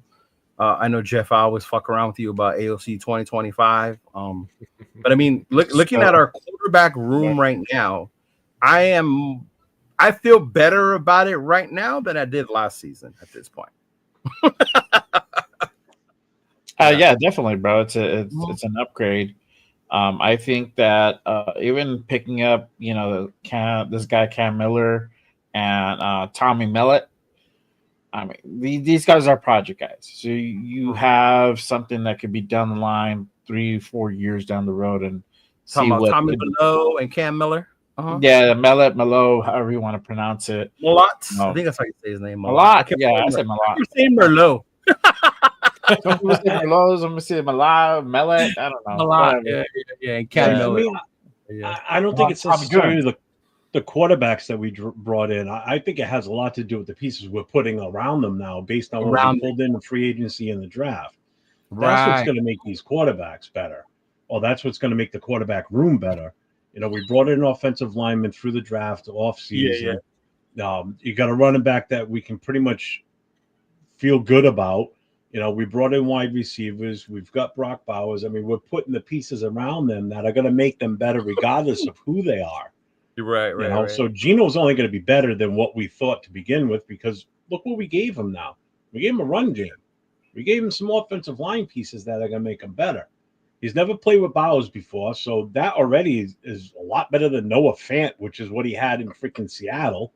You know, it's Miller's not just back on the field, right? Back at practices. It's not just the quarterback; it's everything around him. You know, everything around him just got better than what it was starting on Wednesday night before everybody went to bed. You know, so and I don't think I've ever asked you woke up Sunday morning going like, "Wow." Yeah. I always tell my brother about his team. My brother's a Chiefs fan. And I always told him, and people say they got lucky they landed Mahomes. They didn't get lucky. What Andy did was build a team that by the time you got and you found the guy you wanted to and you were able to go get him and just implement him, put him in. And that's what they did, right? They had Alex Smith, right, which could be like our Geno or whatever, right, getting you, and he was only going to get you so far because he is good, but he had his limitations. And then you find that guy, right, that's going to be your fucking dude, and you finally pull him, and you insert him, and the weapons are already there. The O-lines are already there, right? We're already starting to create this defense. Because at first it was more about offense with them. Then later on, they started developing their defense. But it's like, that's what I thought we always should have been fucking doing, right? But again, I was always one that I was so in my mind about we need a quarterback. I just wanted to have the fucking quarterback already. Because I was tired of the garbage that we had after DC, the non-plan, right? Whether it was Jimmy or whoever the fuck they brought in to Minshew, to all that shit, right? Yeah. And but hold on, this was funny, bro. It was he said, "I'll give Shedeur credit. He was right about a team having to trade up for him. He just didn't clarify what round." Right. I told you we're taking a quarterback. But that's a good way of putting it. They didn't say what round. Right. Yeah. I mean, Jeff, I completely agree. It's not about the excitement of Geno. I think it's the excitement of the pieces that we built around, because I thought bringing in Geno, okay, he's going to help us compete, but I don't care what quarterback you are. If you don't have pieces to help you out, whether it's a damn good defense or it's pieces to help you, quarterbacks don't stand a chance for the most part. Right. I mean, look, I know you guys might have heard me say this before, but I've said it on my channel. quite a bit is, go look at Mahomes' stats when he lost Isaiah Pacheco, when he lost Rashid Rice, when some of his offensive linemen went down. Go look at his stats, man. He looked like a middle of the road quarterback. Right. The defense did all the work last year. Yeah. You go look at Matthew Stafford when Puka Nacua and Cooper Kupp were out, and they had 2 rookie offensive linemen starting in the first half of that season. They scored 1 first half touchdown in I think a 6 or 7 game span. And Matt Stafford looked horrible, did not look like a good quarterback. And so quarterbacks can't do it on their own. Patrick Mahomes is probably the closest thing that I've seen him actually cook something up with barely anything around him. And Tom Brady too. But Brady too. That's few and far between. Yeah. That's very few and far between. And so that doesn't happen very often. Yeah. No, plus there's also certain coaches that can find quarterbacks. You look at McVay. He had Goff, did his thing with Goff, and then shipped him to Detroit, knew he wanted Stafford, and now he wins the Super Bowl with Stafford. Super Bowl. And they were the closest team to beating Philadelphia last year in the fucking playoffs, bro. Yeah. Rams were with Stafford. So there's certain coaches that understand how to find them and the traits that they're looking for in quarterbacks. Yeah. And those are the ones that have themselves a quarterback. And so they're and I've said this for the majority of my life. The quarterback position is without question the hardest thing to evaluate. It really is, because it's not just what traits do they possess and what are their flaws and how do you correct them, but it's also how do you complement them with their weapons around them? What type of quarterback, what type of talent complements what they can do? And it's hard to match all that together. The pieces have to come together. And the one that shocked me though with all that was JD5. Because I wouldn't say he has a lot of weapons. He doesn't, I think, but I think Jaden Daniels does have that he's able to take off and run. Like when you have your legs, it definitely plays a factor where you can get yourself out of trouble, right? Like Lamar Jackson, that could be a shit offensive play call, and he saves that offensive coordinator's ass because he uses his legs, So it's like that's the hard part to evaluate a little bit. But I said all that to say, look, Pete Carroll's actually done a pretty damn good job. That's what I'm saying. He drafted Russell Wilson, I think, in the 3rd round. So he found Russell Wilson. That was his guy. He went and got him. And then he knew when to kind of move off of him, and he prepped it. He brought Geno in a couple years prior to that. So he kind of prepped the situation of knowing I need to prep for life after Russell Wilson, and he found his guy.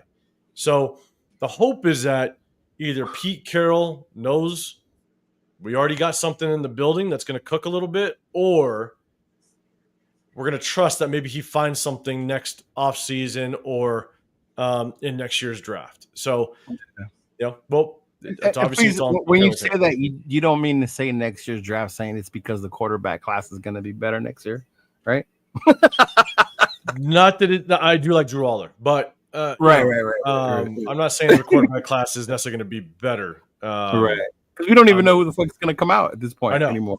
Yeah, and you don't know. You don't know who is going to pop out, right? You have no clue who that quarterback that's all of a sudden his name's going to get real hot in the beginning of the season, or a name that's going to completely fall off.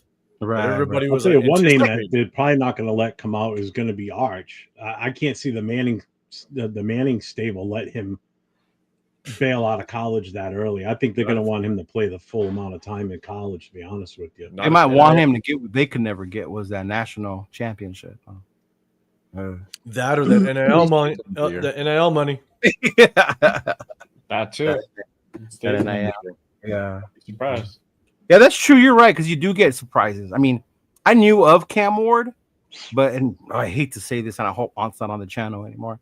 But shout out to him the way he brought his value up this past season, right? Because he was not the projected number 1 quarterback going into the offseason, right?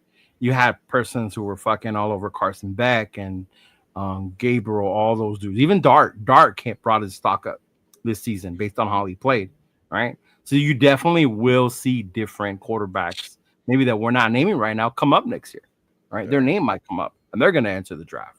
and then you're gonna be like, oh shit. But yeah, yeah, I was actually disappointed that Cam Ward. I understood, but I was disappointed that Cam Ward went back to college last year though, because he was supposed to enter the draft, and then he opted out, and that's when look, he it worked out for him. Last year he wouldn't have been number 1 pick. You had fucking. Oh yeah, no way. Yeah. But I think that's why he went back though. I think that's why he went back, because he saw the quarterback class that was in front of him, and last year he would have been probably at best.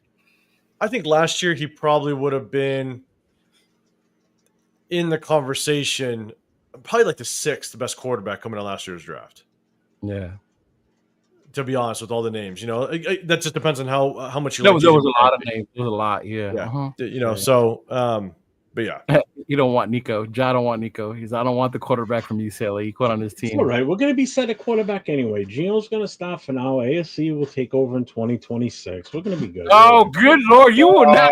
All right. So let's get on with the draft picks. Out of here, bro. Let's move on. Come on. There's been one common thing with the quarterbacks we brought in, and that's that they're mobile. The one thing that AOC is not.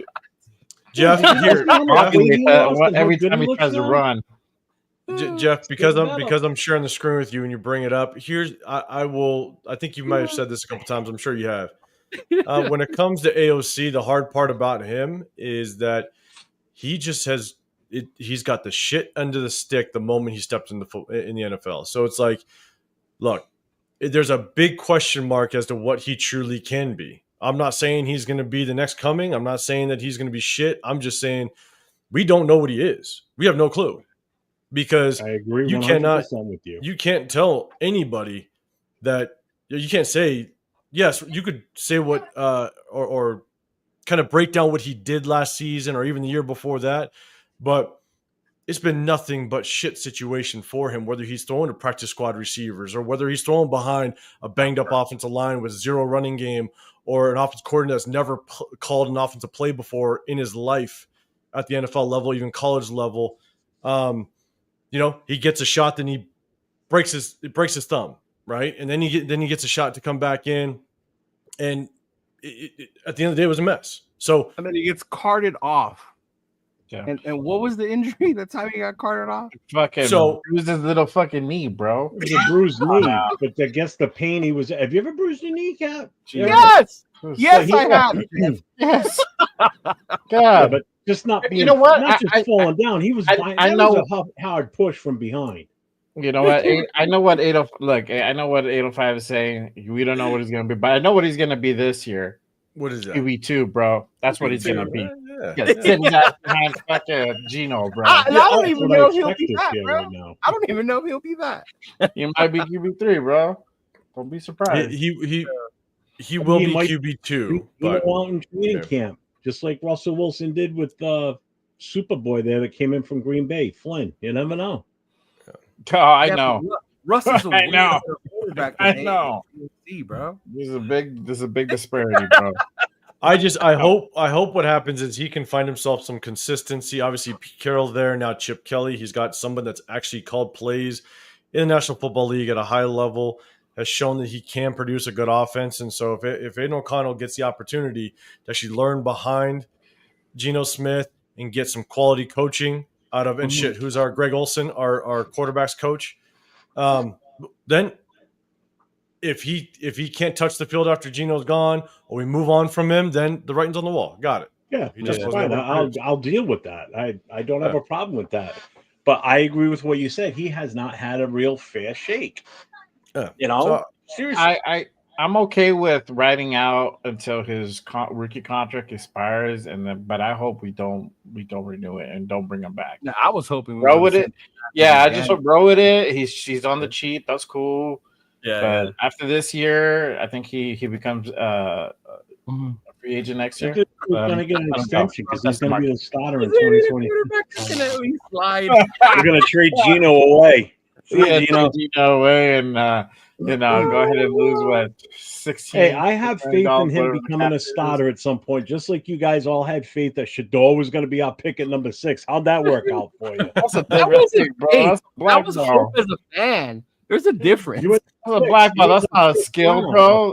He don't fall apart when he starts running, bro. Oh, my bad, bro. My little knee got an air cast. No, he just 36 negative yards in to the a local game. hospital. He just runs into defensive ends. And mind you, Jeff, I wasn't always a hater of him, but it was after that Tampa Bay game that I was done with this motherfucker. Like, I'm done with you. Like, no, like, really? You're that fucking fragile? Like, you finally were bitching how you haven't got your shot. Here's your shot. We all hate Minshew. This is your fucking team to take, bro. Now is the fucking time.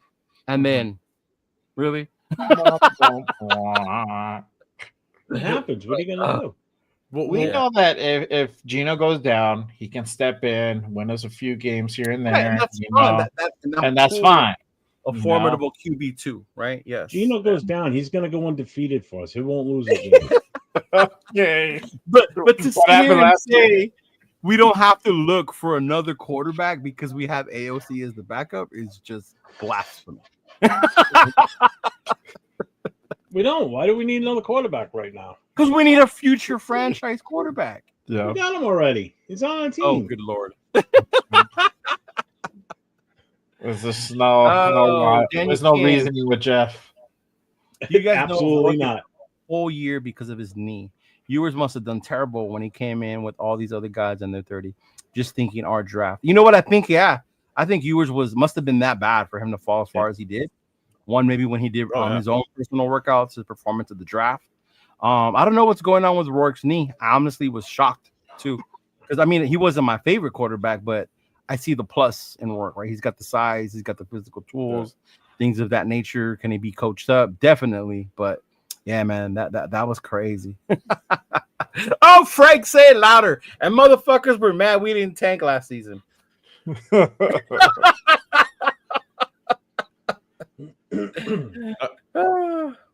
still don't miss that talk. I hated that. What happened? The meaningless wins, bro.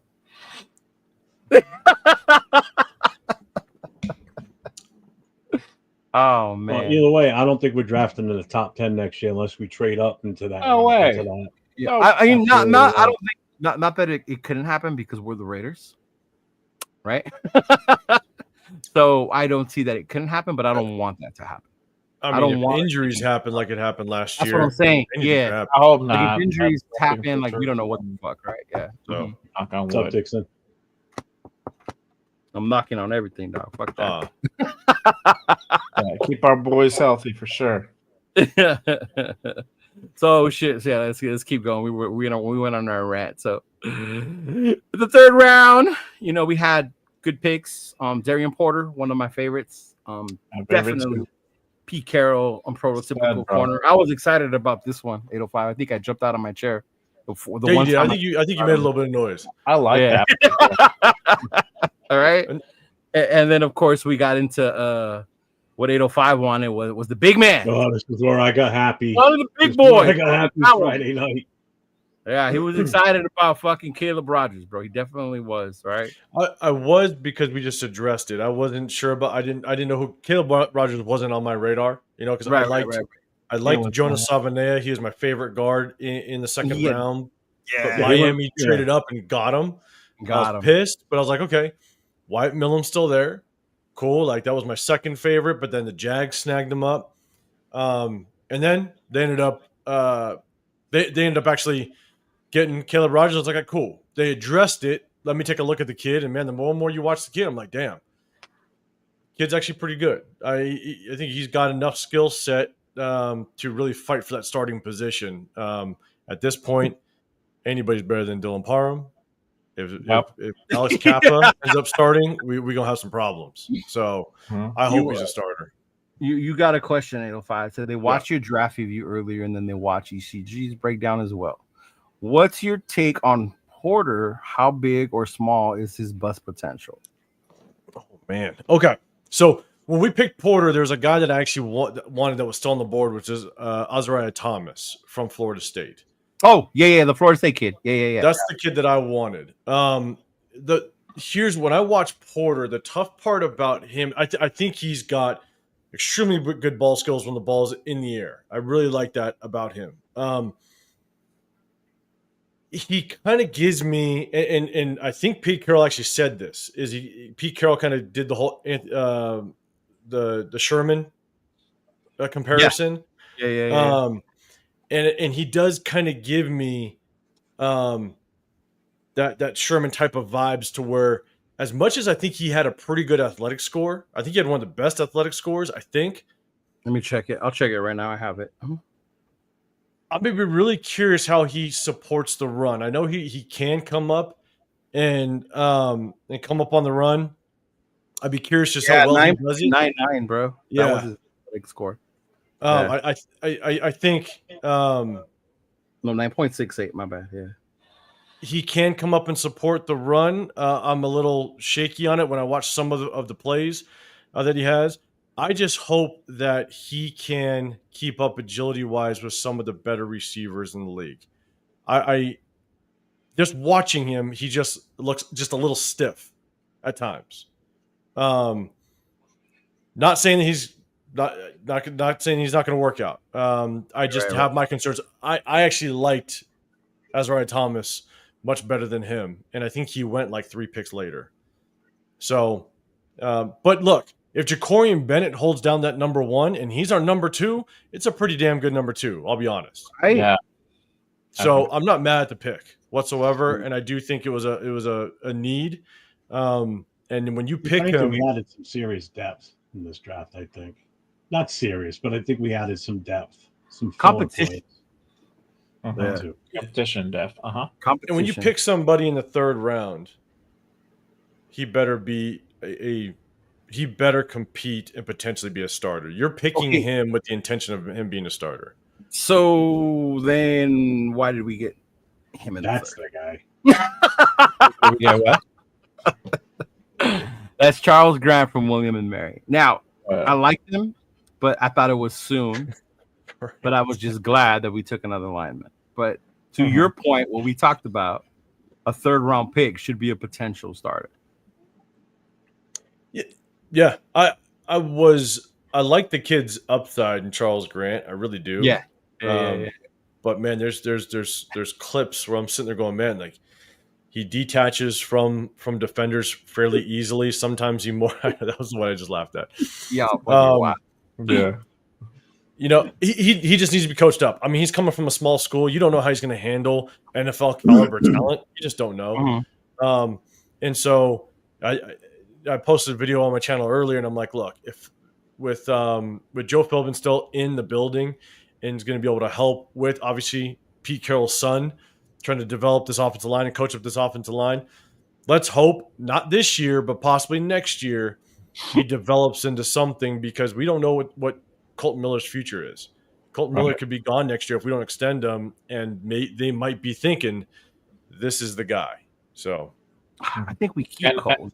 I feel you. And on a side note, Colton Miller did attend the voluntary OTAs this week. So good. That's a good sign.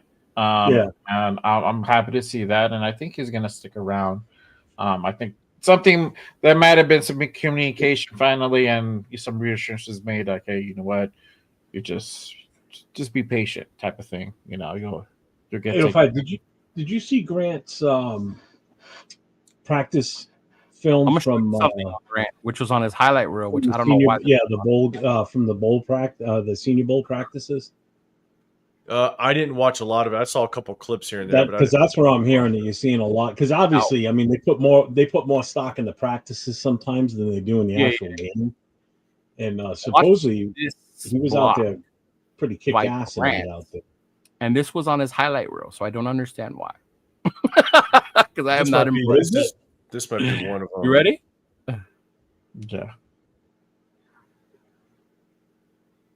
That's him.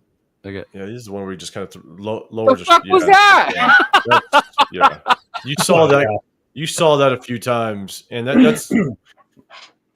Yeah, I don't know. That's like, you know what that is? That's the 3rd grader that hasn't played football before, and he's learned to block for the first time. Yeah, that's what that is. It reminded me of back when I used to play in high school, where offensive linemen couldn't use your hands. You had to block like this with your hands up on your chest, because you couldn't use your. There was times where you couldn't use your hands. You had to block with your elbows. So you had to block like this, so you couldn't. You had to make yourself as wide as possible. So, and that was the coaching was fist to nipples. That's what they used to tell us. Fist to nipples. Block like that. So I think he's raw. I do think he's got really good athleticism. Raw. I think he's going to have all the athleticism to potentially play. But Jeff, just as well as I do. I mean, a lot has to do with your technique when it comes to offensive lineman. If you don't have the right technique, footwork. You won't stand a chance. If you come out standing up out of your stance, you've already lost the battle with whoever you're going up against, guaranteed. Yeah, you're off base, you're off center. Your center of balance is so high at that point, it takes nothing. Which is why when you watch Parham, that's what you see with him half the time. He comes out of the stance too high, off center, and he ends up being bent over backwards because he's trying to recompensate for it. It's too late at that point. So he's going to have to clean up his technique. He's got a lot to learn. But again, I think they're just looking at his size and his athleticism, and they're thinking they can coach him up and make him something. So shit, I picked the wrong one. Hold up. There we go. That time ago. He looks like a fucking altar boy. He does. Looks like his name should be Chad, not Tom. Here we go. That's it. Okay. Yeah, that's him right there. I don't know. Maybe I want more nastiness out of someone that big. Maybe some of the footage I saw, man, it looked like he was just like tossing kids. Yeah, he's got some good highlights. This is on Baldy's channel, so Baldy's trying to find the good in him. Yeah. Mm-hmm. Was this off the cutting room floor that they didn't want anybody to see? No, this is on Baldy's channel, so I don't know where he got this from. This is about him being a sleeper offensive tackle with huge upside. Yeah. You mean he was sleeping as he was playing offensive or sleeper usually. I mean, right there, the way his arms are, the way he's using his hands, that's a good thing, right? He's got good use of his hands, the way he's fighting. Yeah, but his feet are still. I think that they're still too far forward on him. He needs to get them back more. Here you go, right there. He pushed the dude right there. Takes on the line. Pushed the dude. Sleeper usually means like maybe 5th, 6th, right, 7th right. round. Yeah, right there. That's a hold. That's a hold. Flag on play. So like, and I think watching Baldy was where I caught onto this kid as a sleeper. But like I said, on the third, it seemed like a reach to me. Yeah. Mm-hmm. But maybe they really liked him, and that's why they took him in the third because they didn't want. Kickouts look good when he's first coming off the ball. He's well. I think what ends up being a little confusing, right, is you have this pick that is clearly a project. He's clearly a project. Right. We got a solid right tackle in DJ Glaze. We obviously have a solid left tackle in Colton Miller. So clearly a project. I think what was really interesting is you get him and then you follow it up with the next pick in the 4th round, which to me was probably the Dante. Love that pick. Yep. Love that pick. Like there's that. I mean, that pick, you're sitting there going, maybe if they're really high on Charles Grant, right? If they're really high on that kid, maybe they thought he wasn't going to get past 108. And they knew they wanted Deontay Thornton. And so you just get the kid because you want him, right? Like if you're high on that kid and you don't think he's going to get past or you're going to have a shot if you pass him up and maybe it was too early for them to pick Deontay Thornton, then you just pull the trigger and you get him. But it is hard. It's hard to see such a project kid in the 3rd round when we have issues at the linebacker position potentially, right? We need to address the linebacker position. I wish we could have gotten an edge rusher. Linebacker would have been good to me, so edge rusher. But I like linebackers, like another linebacker. If we would have took Deontay Thornton in the 3rd round, you know how you kept saying we need to take a shot before we leave because it was a good draft. Had we taken this dude, I would have did the shot. Well, I was ecstatic when we got this one. Size, speed, bro. Like I was happy Because I was saying that day I was so upset because I forgot somebody was saying we don't need receivers. I was like, what the fuck? What do you mean we don't need receivers? I know. Like you gotta be two. Yeah. Like what the fuck? What do you mean we don't we need a receivers? certain type of receiver. That was the thing. Yeah. You know what I'm saying? Like we need a certain type of receiver because we all know Brock Bowers is going to be the number one target. Yes, but we needed somebody. He has to be. We needed but now he somebody doesn't that was have to be the focal point of defenses, or he can't be. That's the hope, right? With these added weapons, you can't just focus on putting PS2 on Bowers and then that's it. We can't throw the ball. You know, you hit Deontay Thornton one time, 40, 50 yards downfield. Yeah, that's it. You're bringing safeties over. That's it. You're bringing safeties over, and now it makes that second round pick out of Jack Bech just that more attractive because now you got Jacoby Myers, Brock Bowers, Zach Bech. Now they're eating. They're eating underneath 30 yards all day long. Yeah. And it's going to be very interesting to see how they use Trey Tucker. That's going to be the interesting thing is how Chip Kelly uses him and can he get the best out of him. Now, I think having the weapons and the receivers, the kind of receivers we have now you can utilize Trey the way he's meant to be. I thought we were doing a disservice to him by putting him out there at 2. That's not his position. But and this is where it was tough because we had to. Because if you remember, Michael Mayer goes, right? And so now we need to rotate. Basically, we got Justin Shorter off the practice squad. We're rotating tight ends. But now all of a sudden, Devontae Adams wants out. Right? Yeah. And we ship him off after what? Week 3. 3, 4, around there, yeah. Mm-hmm. Around there. Jacoby Myers now has to step in as the number 1, but then he got hurt for 2 games. 2 games, yeah. We have Trey Tucker and DJ Turner as our number 1 and number 2 receivers. So bad. Practice squad guys. Yeah, receivers. And so exactly. We had no choice but to move Trey Tucker around into positions that he wasn't intended to play. Yeah. And so I think that's what makes it tough. So again, hopefully we can stay, again, knock on as much of wood as we can find. But hopefully we stay healthy and Trey Tucker can play that true slot position, move him around, put him in motion, try to get him across the field. Utilize his speed. So we'll see how it works. I just want to go back to the 2 offensive linemen, especially Grant real quick. Because I've heard this a lot too, and I'm okay with it. What about moving him inside the guard too? Because that's our weakness right now on that front line is our guard positions. Yeah. I am not opposed to if I'm not opposed to them moving. That's where we're weak. Yeah, he did play guard in college too. And that was one of the things 805 brought up at the party was the fact that we get guys who can play guard and tackle. Yeah, like the bonus that brings to your O line, right? That you can have them look at Glaze. Glaze play both, right? Same with him with Grant, he could play both. So I think that'll be fucking good in that sense, where you can utilize them on the inside if we needed to. Because there's 3 guys in the line. I don't want them to move from their positions. That's Miller stays at left, Glaze stays at right, JPJ stays at center. Because that was the other rumor was, well, let's move JPJ to guard and put someone else in it. No, no. Keep your weak spots, your 2 guards. Fill them with who you think you can fill them with. Don't fuck around with moving JPJ from where he is. He's where he needs to be. And don't take Glaze off being right tackle. He did too good last year. You don't move him around. I'm sorry. Hey, you guys, just so you know, my boy Jordan Meredith, he's going to hold it down. Don't you guys worry. He's going to hold it down. I hope he does. I hope Meredith holds it. Yeah. Mm-hmm. That's my guy. Now, I know people say that they like Kappa, right? That no one says that, Leo. No one says that. I'm saying, I only said it'd be nice if he does, if he steps up, but I don't see it. I mean, granted, we got him the year after he had his worst career year yet, but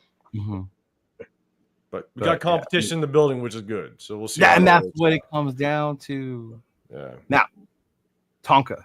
We're doing about draft playing around, and I said a guy named Tonka needs to be on the fucking race. But at 143, that's what I was gonna say. At 143, I don't know. That was my biggest question mark. Yeah.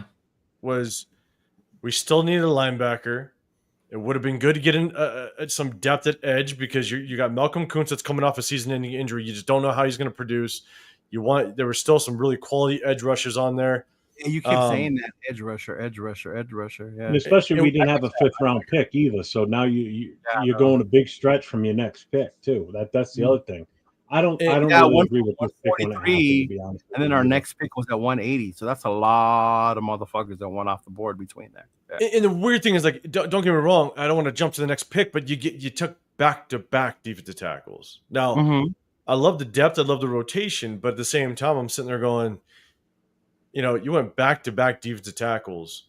The one right after this pick, Tonka, when we picked up Tonka Hemingway, Joshua Farmer was still on the board, the D tackle from Florida State. And I thought he fit more as to what we needed, a big defensive tackle that was going to be a plug, kind of like what James Jenkins was supposed to be for us last year. Yeah, but that didn't work out too much. But I was just looking at what was still left on the board when we took this kid, and it was a little, I don't know. It was kind of a head scratcher to me. He could turn out to be a very good rotational piece. Right, one thing I do like about him is him and JJ, our next pick. They're very athletic, which means we are going to be able. Yeah, we're going to be able to get after quarterbacks with a good rotation, right? You get more athletic interior defensive linemen in there. They're going to be able to close distance on the quarterbacks really quickly with their speed and their athleticism. So, I love the rotation. I love building in the trenches. I'm with you on that. Just, man, could you have got him a couple rounds later? I don't know. So, I don't know. And I like the back-to-back D tackles for that reason, because the trenches, right? The depth, the competition. Because after our two main dudes, it goes again and back, right? Who's competing? Yeah. Malcolm Butler, Yeah. Who else is in there? Maybe we didn't take linebacker because maybe they see something in Eichenberg. So I hope Severe's not in here. I hope Severe's not in here. Yeah, I know. We said that, like, maybe PG believes more in these linebackers than we do as fans. I mean, what else would explain why we didn't even try for him? Man, I'm with you. Yeah, I think, Leo, we were saying it. I was like, man, maybe this coaching staff just thinks a lot more highly of this linebacker core than we do. So we'll see how it works out. Exactly, John. We have Gaynor and White. That's not, to me, like, we're there. I mean, I projected that Gaynor was going to make, because he was an undrafted free agent. He was a UDFA last year, and in the offseason, when it was announced our undrafted free agents, I kind of started doing my research, and Gaynor was the guys I thought had a good chance of making this 53-man roster because of the lack of depth we had at the linebacker position. And so obviously he made it, but I'm not thinking that Gaynor is going to be the next stud linebacker. That remains to be seen. Like Blaine, but Gaynor and White don't remind me of like Romanowski and Beaker at I will say that. But when you get to number 7, I don't know. That's my sleep. Remember Morrison, the law firm of Morrison, and what was the other linebacker? Kirk Morrison. Johnson, wasn't that the kid's name? No, Thomas Howard. Yeah, Thomas Howard. The law firm of Howard and Morrison and Howard. If we can get back to those days, bro, I'd be cool. Morrison was the reason why I was good with being a linebacker as a youth kid. Yeah, Kirk Morrison, Captain Kirk. Yeah. He was cool, man. He was cool. Yeah, I liked him. Yeah. Morrow. But I mean, like you said, and then of course we didn't have a 5th round pick, but I like this kid. I got excited about him, the athleticism. Right? I thought it was a great pick.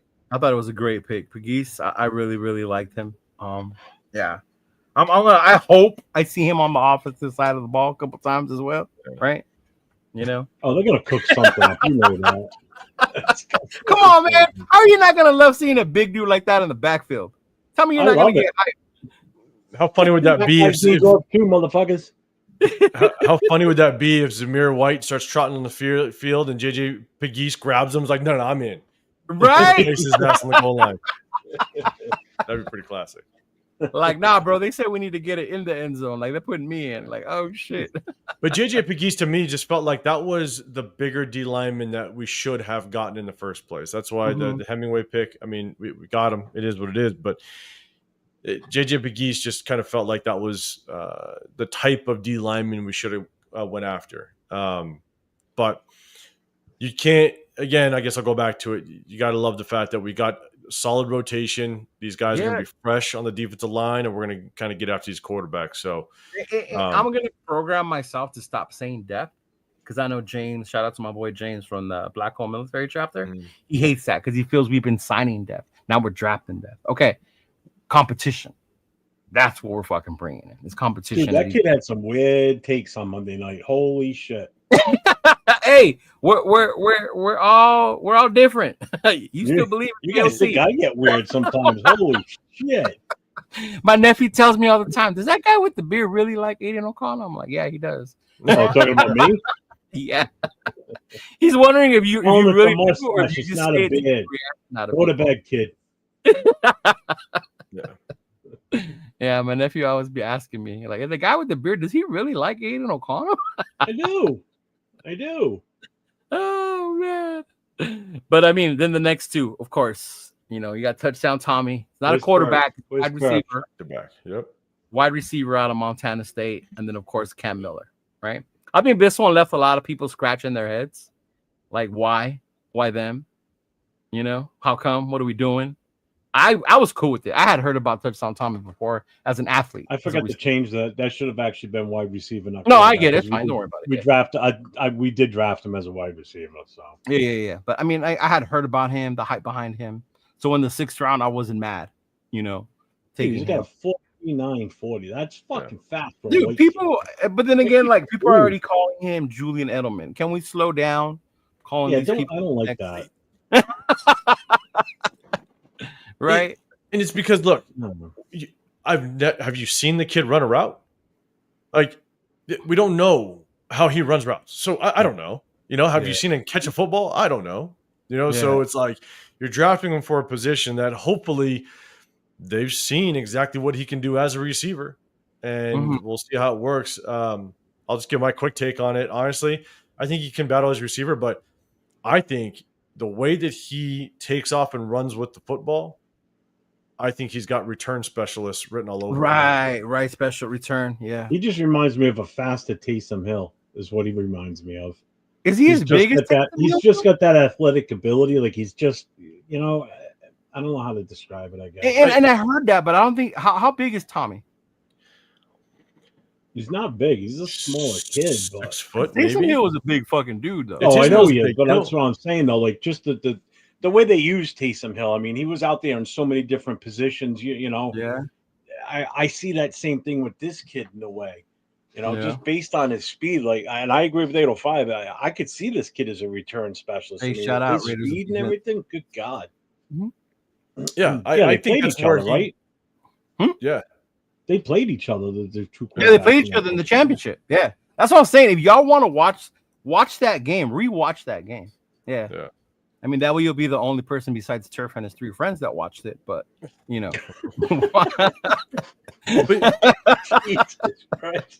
But that's the only thing I can get from his, because, man, I went up and I tried to look film on this kid, and his highlight film's like 20 minutes long. He's got nothing but highlights at that level. And so, but the only thing I can kind of get from his highlights is he works extremely well in open space. When he takes off, he's got extremely good vision.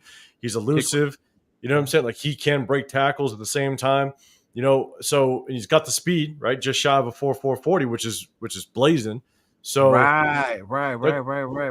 To me, I'm like, again, because I've never seen him run routes and I've never seen him catch a football. Cool. Could he do it? Yeah. And he throws like a receiver. Where's the flag? Like, that's the funny part. If he throws like that, how did he only have, 3 interceptions? And like 30 some odd touchdowns? It's because he did exactly what a quarterback's supposed to do. You only throw it if it's open or you take off and run. Oh, okay. So he did a very good job of staying out of trouble. That's what I'm assuming. I haven't watched a ton of film on him. But we got to bring Turf on and have a whole show on just Tommy. But That's kind of honestly, that's where I think if he works out as a receiver, that'd be great. If he challenges Trey Tucker or has competition with Trey Tucker, we'll say competition. Right, that's the other part I was thinking. Like, too. Yeah. I think without question, he's gonna, what's his face? Our 6th rounder last year, Dylan Labe, he might not be catching kickoffs and punt returns, bud. So, yeah. So instead of calling him Julian Edelman, I want to call him our next Jacoby Ford, hopefully, because we haven't had an actual legit kick punt returner like Jacoby Ford in forever. Fixed it. Okay. I think he's gonna be like a Taysom Hill type of guy, to be honest with you. He's not big enough to be like that. See? Though. Still, I mean, he's gonna go out there, be a receiver, and take some snaps and run the ball.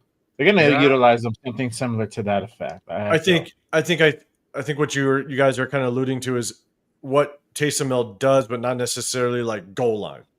Right. Okay. Goal line. Because I think Taysom's situation when they bring him in, they bring him in that short yardage or in the goal line because he's so fucking big, and you have to worry about what he can do. Yeah. Yeah. Mm-hmm. Yeah. And then, of course, our future quarterback.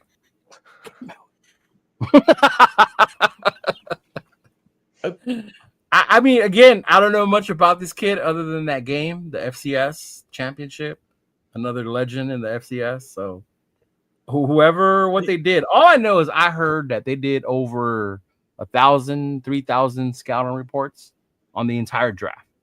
So they did their fucking homework when it came to this draft. And if they felt they had to use a 6th round pick to get this kid 2 picks after getting Tommy, there must have been something they saw that they liked and they want to take a chance on. I think the Tommy Mellott one makes a little more sense because if you're really that high on that kid, we had so many picks in the first 5 rounds.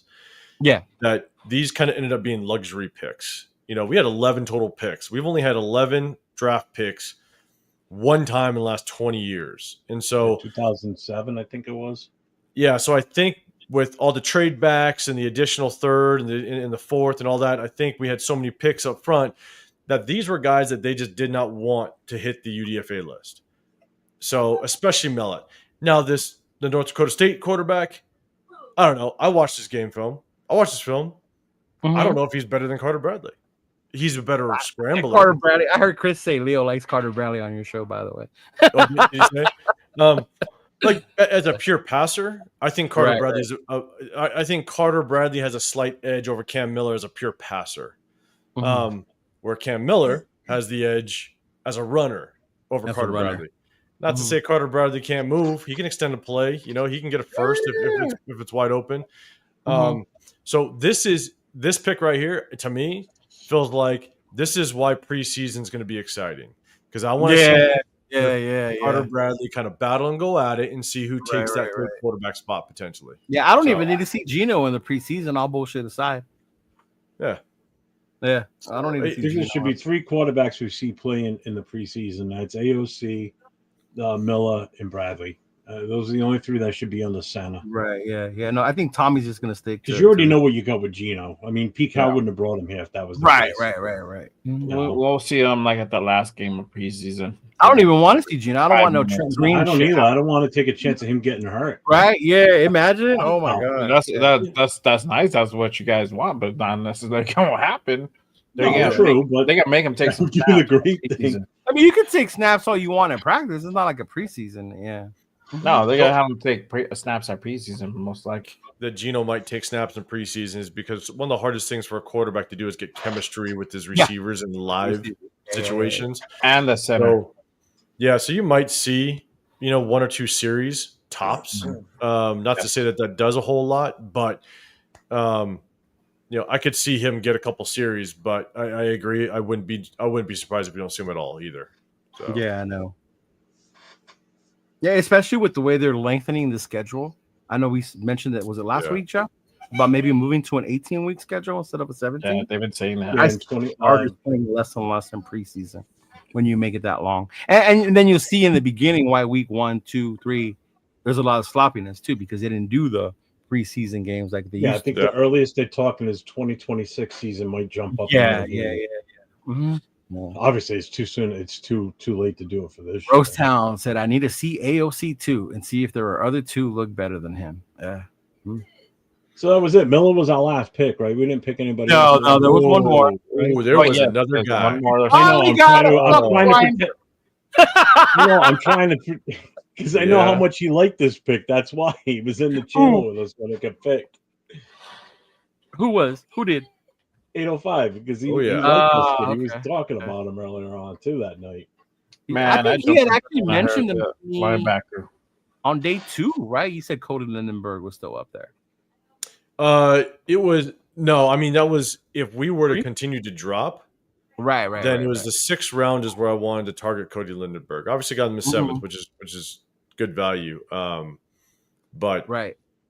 I'm telling you, I think this guy is probably my sleeper of the draft. To be dead honest, Cody Lindenberg. Okay. And there's a couple ways that I kind of look at sleepers. Right, I don't think our linebacker room is very strong to start.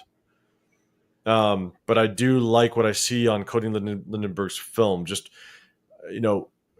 he goes downhill extremely well. He's a sure tackler. He can go sideline to sideline. He also does a very good job in the passing game. I mean, he has a nose for the football. He tracks the thing down. Right. And he's like that old school type of linebacker where he's going to come and meet you in the hole. So all it takes is for Devin White to be the Devin White of last year, the year before. All it takes is for Landon Roberts just not to, go to produce. And you look at Amari Gaynor, you look at Eichenberg, Masterson. You look at Masterson. Is Masterson still even here? Jesus Christ! Is he? I was about to ask. Is he still on the roster? Hey, what up, fool? Raiders Chris Homie, what's going on? What's up, Chris? And I haven't heard that name in a while. Masterson, is he still on the roster? Let me tell you right now. Oh no, where do I have it? Where do I have it? See, like, go ahead, keep talking. I'll find it for you. Rosestown, I think he's adequate enough in the pass coverage because I think he's a true middle linebacker. I don't think he's going to have to do as much as maybe play the same role as Robert Spillane, where he's not truly having a guard. Running backs out the backfield one-on-one a lot of times. He might have to just drop into coverage. So I think he could play adequate enough. But again, we don't have the strongest linebacker room. So, in my opinion, Eichenberg, Burry, Gaynor, Lindenberg, Brandon Smith, Matt Jones, and Jalen Walker. No Masterson. Yeah, I don't think Masterson. But so I think that's why that's kind of my sleeper of a player that might find himself seeing the field on Sundays, whether someone goes down or he gets some, maybe he gets a dozen snaps or so in a rotational role. But Cody Lindenberg is my sleeper of this draft. Guess who's listed as our kick returner? Mullet. Dylan Lobby. I know. Yeah, not for long. Not for long. I was funny how you just said right now. Yeah. What about you, Jay? How you feel about the linebacker, big dog? Oh, I mean, I'm happy we were able to go ahead and address the room, bro. Shit. We're going down certain rounds. I'm like, when are we going to get a linebacker? I was thinking maybe in the 4th, the 6th. I think everybody was saying that, right? Like, when the fuck are we going to get a linebacker? and it took it to the 7th round. I'm like, God damn, there you go. Right? Yeah. Well, 805 was in with us pretty much most of Saturday, and that was one of the big talks. Is like, when are we going to get one of these linebackers? Because it's like, what the hell are they waiting for? And then when the 4th round was over, I'm like, well, that's it. We don't have a pick now until number 6. It's like, I mean, I thought for sure we were going to do something in 6, but then when they finally picked him at number 7, he's like, finally. It's like, what the hell? It's like, Jesus. Yeah. Amari Burney and Amari Gaynor were the other two. Yeah. So I mean that was it. I was overall. They brought somebody up that I didn't want to talk about. I mean, not because I think he's going to come in here, but what's his name? The undrafted quarterback out of UNLV that we picked up. Oh, yeah. Now, I think on your show, you guys talked about him a little bit, 805.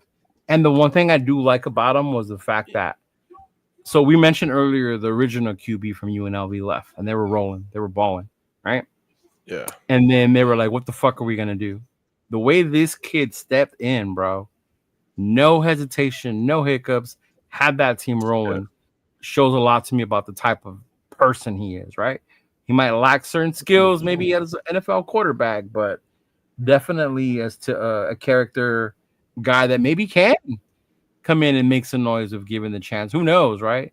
So I'm not saying he's going to make the squad, but it would be interesting to see what happens to him on this team. Yeah. Mm-hmm.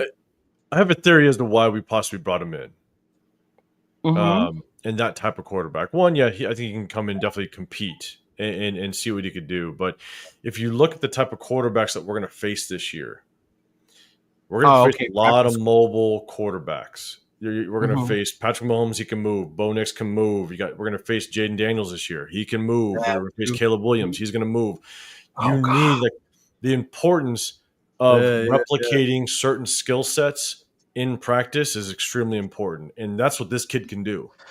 This kid's going to be able to move, and if you can replicate that in practice and keep this kid on the practice squad, I think that's part of the reason why they potentially got him and brought him in. Right. And so you got to replicate that in practice. It's one of the things that I talked about when we beat the Ravens last year. That's one of the hardest things to do is replicate Lamar Jackson in practice. Yeah, Lamar. And if you can't do it, good luck playing against it on Sunday. So this kid can move. This kid can throw the football. You get that combination in there. I think there's a good chance that this kid's going to provide some good practice help. That makes sense. In preparation for game day. So I think that's part of the reason why we brought him in. Yeah. And practice squad guys can get picked up by other teams on your practice squad, right? Yes. Yep. That's how we got Darren Waller. Yeah. Oh, that's true. That is how we got Baltimore's practice squad. Yeah. Mm-hmm. Yeah. Unfortunately, that's how you lose guys too. It sucks. Raider Shield family, shout out for $5. Fellas, just a thought. Seems all draft picks and free agents were character picks. Hard-hitting bangers with shit to prove. Your thoughts? Jay, you're on here too. I think they were mentally tough guys. I mean, it appears like they're not a bunch of dumbasses. You got whether they were small school, big schools. It just seemed like these kids that we brought in are players. I mean, there were head scratches, but there was nobody that had any type of, as of right now, anyway, questionable pasts. We didn't reach as far as I'm concerned. I don't think we really reached for anybody. I don't know if any of you guys feel different about that. I mean, we did say the third round. Grant. I think Grant and Hemingway were two potential reaches. And then he did say Tonka Hemingway. Yeah. Yeah. But we didn't have a fifth. So sometimes it's tough, right? Like you just don't know. We didn't have a fifth. So. Losing that fifth round, you're kind of forced at the end of the fourth to make a decision like that, So I mean, kind of get it in a way then if that's the case. But I think we moved around the way we should have. What's interesting though is I think we're going to look like a very massive team. I appreciate you. Because look at our defensive backfield. Yeah, I think our shortest guy in the secondary is 6'2.5". I mean, you got nothing but 6'2", 6'3", 6'4" in that defensive backfield with speed for the most part. Yeah. So I think we're going to fly on defense, which is going to be interesting. It kind of coincides with the athleticism that they drafted on the interior defensive line. And so, I think at the end of the day, we're going to fly on defense, man. We're going to fly. We're going to look big, and we're going to have some hitters with Jeremy Chin. The one thing I wanted this draft was feeling good about. Corner was one of them, right? Receiver was another one for me. Obviously linebacker, but that didn't happen. But like you said, maybe PG felt more comfortable with the dudes he has already than we do, right? But yeah, to your point, I remember being on here a couple of weeks ago with Rundown, and we put up our DBs, and it was like, whoo, it's fucking horrible. Yeah. Well, let me ask you guys this. See what you think. Because before the draft started, our weakest room was obviously our running back room. What do you think? One of them. Yeah. Well, one of them, yeah. but definitely probably the weakest. Let's just leave it at that. It was definitely the weakest with a 2.3 average per run. That's pretty fucking weak. Right. What do you think is now our weakest room on the team now after the draft? And after I still don't have faith in the linebacker room. But I don't think it's the running back room anymore. That's for sure. Yeah, no, I still don't have faith in the linebacking room. But then when I saw the DTs they took, the ability, the depth, I always said that the best friend of a corner is a great pass rush, right? But then also with the linebacker is if you can get your big guys to protect you. Now, if your big guys in front of you can protect you, where those guards and fucking whatever's coming out to block you don't get to you so fast, then you can excel as a linebacker, right? You can make more plays. You're more free to do that. So I think right now for me would probably be linebacker, right? Yeah. And chat, chime in with what you guys think too. Frank says linebacker or safeties, maybe. He doesn't believe in Jeremy Chin or the Oos. Yeah. Or maybe even the depth. Because I mean, what do we have after them too, right? Yeah. Leo, competition. Yes. Competition. Yes. I look, I think it's linebacker. But the one thing that I am very curious as to how we're going to address is the nickel corner. Ooh, that's going to be a great competition. Because my guy Jacob Parrish went in the third. I'm just saying, guys. Okay, I'm just saying. Jacob Parrish went in the third, just so everybody knows. Okay. Rosetown says guard, linebacker, corner. He still thinks it's corner. Yeah, I mean the guy that I think is going to have to now potentially play the nickel corner position is Darnay Holmes. I think that's who they might be putting there.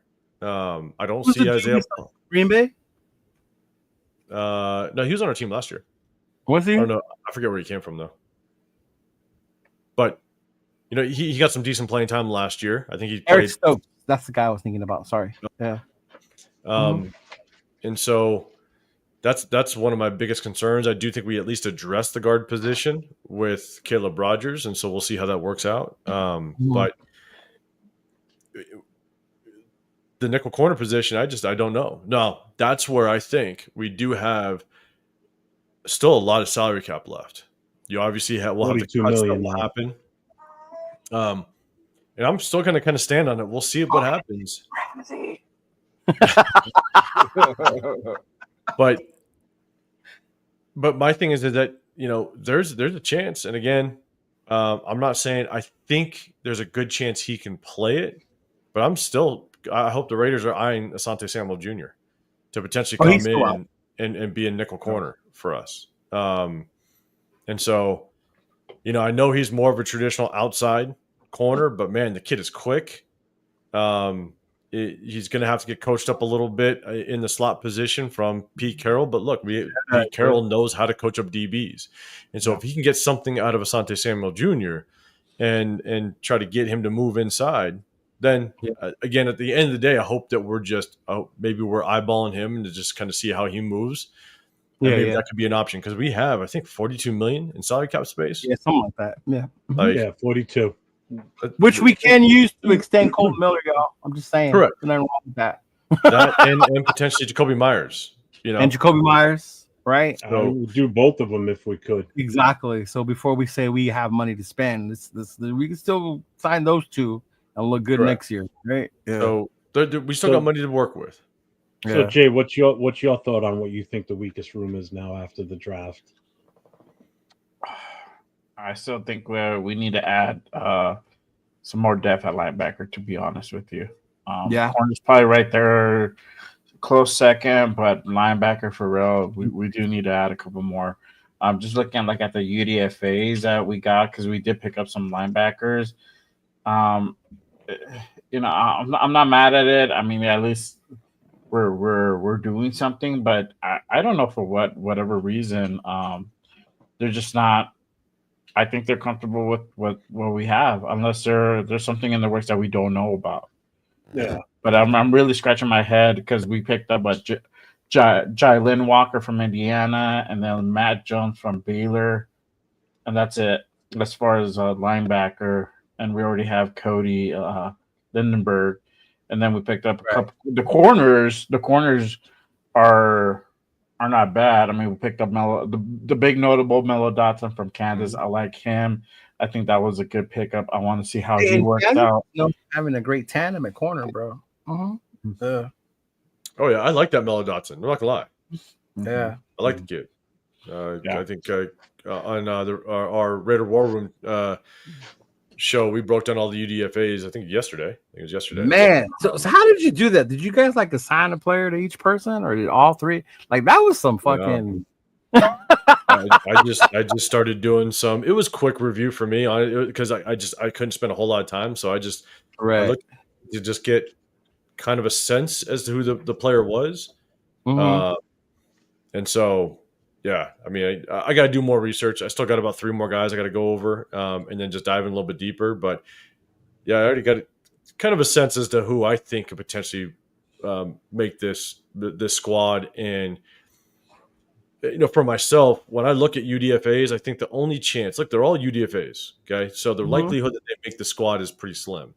But the way that I consider whether or not a player can actually make this roster is, one, you first got to look at how good is the position group anyways.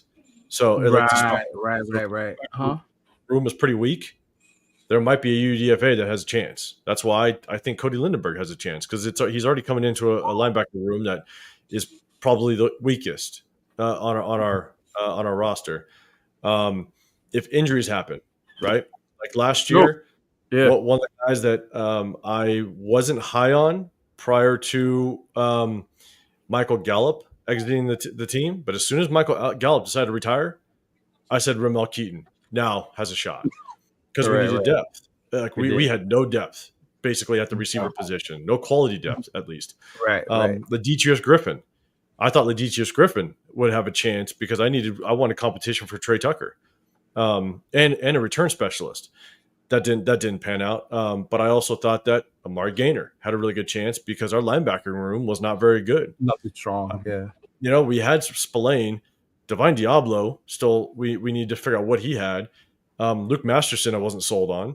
Amari Gaynor didn't know what we had out of him, and Tommy Eichenberg was a 5th rounder. So I thought Amari Gaynor had a good chance of potentially making the squad. And so, when I look at UDFAs, I just look at, okay, is the position groups already weak that we have on the roster? Is the depth weak? And do they bring some value to the team? And so, there's 4 guys right now. Oh, sorry, my other one that didn't pan out, but Andrew Coker, offensive tackle, that we were from TCU. Oh, Coker, I remember him. Yeah, okay. Because I thought our depth in the offensive line was not very good, and we needed a right tackle. We didn't know that DJ Glaze was going to turn into what he was. But I thought Andrew Coker had a chance, but that never came to fruition. So I have about 4 guys this year that I think have a really good chance of potentially making the 53-man roster. So Sin R2D2. We signed 15 undrafted free agents. So they got a bunch. I counted 13. 13. Yeah, unless there's something that got signed today and it just hasn't updated PFF. Well, then there's that one that got added today, but he doesn't count as an undrafted free agent. He's still an international player. I got 16. You got 16? That's right. Because I'm on PFF and they're saying 13. Because the international player got added today because they cut the other guy. Yeah. He got added today too. Yeah. Another DT. Leo, I put that, if go to the very top of the banner list, there's that one that you wanted me to add in earlier. Oh, yeah. So Hunter Renfrow. I know what it means if anybody needs to know the actual definition. Yeah. So contrary to proper belief, Josh McDaniels did not ruin Hunter Renfrow. Right? Hunter finally came out and said why he did not play, why he stopped playing. It was because he was diagnosed with ulcerative colitis, an autoimmune condition, which if you keep reading, and I read at one point he was at 150 pounds? He was down to about 150 pounds from his normal weight of like 180, 190 in that range. Yeah. Crazy. So he had a hard time physically with his body. And, thank goodness now he's able, he decided to make a comeback and he is with Carolina. So, but I just wanted to point that out. I know a lot of people were like, oh, Josh McDaniels ruined him and da-da-da-da-da. And like, Well, that's just no joke. I mean, anything with the colitis, it involves your bowels, and it's extremely fucking painful. I've never had it, but I just know from family members and being in the EMS side of things, it's extremely painful. It's not comfortable. Yeah. Like you can't go anywhere sometimes because of. I always thought it was the headshots. Well, there's no way he could be out there in the middle of a game. Let's put it that way.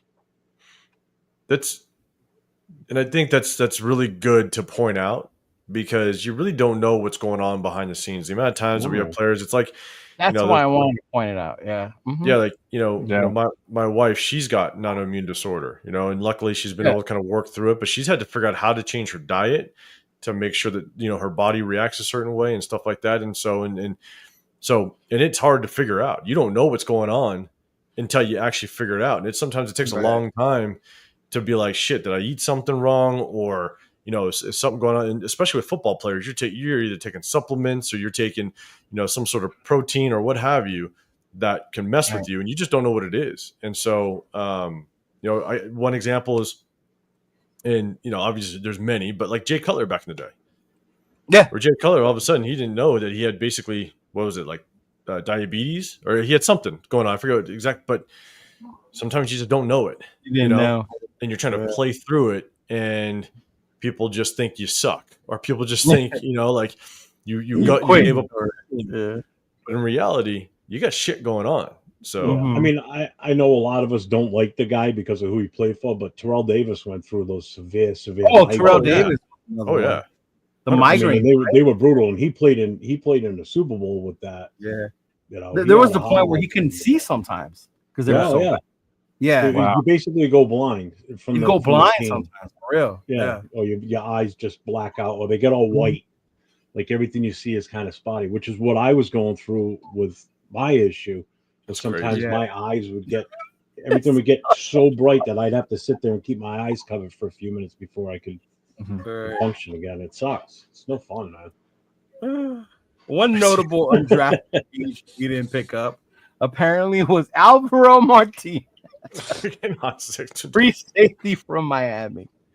Apparently he's like touchdown Tommy has nothing on this boy. So should have been the first pick of the draft. That shouldn't have been Cam Ward. It should have been this guy from Miami. Bro, I'm just saying. At this point, Miami owes Aunt Six money. At this point. Right? Facts. Thanks, brother. I hope Renfro all the best. Hey, for real, SoCal Sal. Me too. 100%. Renfro will always be one of my favorite players. Yeah. Hey, Rosetown. Hear about what to shout or what to call our new receiver, Bech or whatever. My favorite one was fucking Renfro, man, the slot machine. I fucking love it. Oh yeah. That was fucking beautiful, man.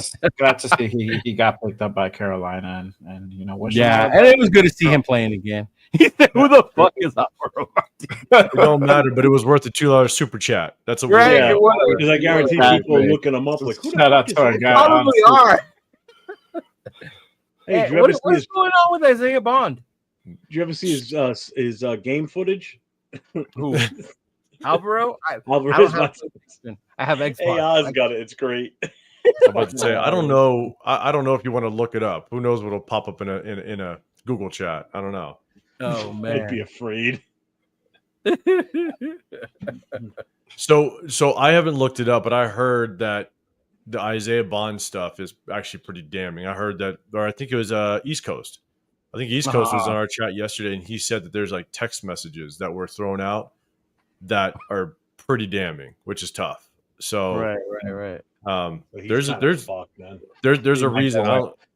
There's way too much access that these organizations have that if he didn't even get picked up as an undrafted free agent, something's up.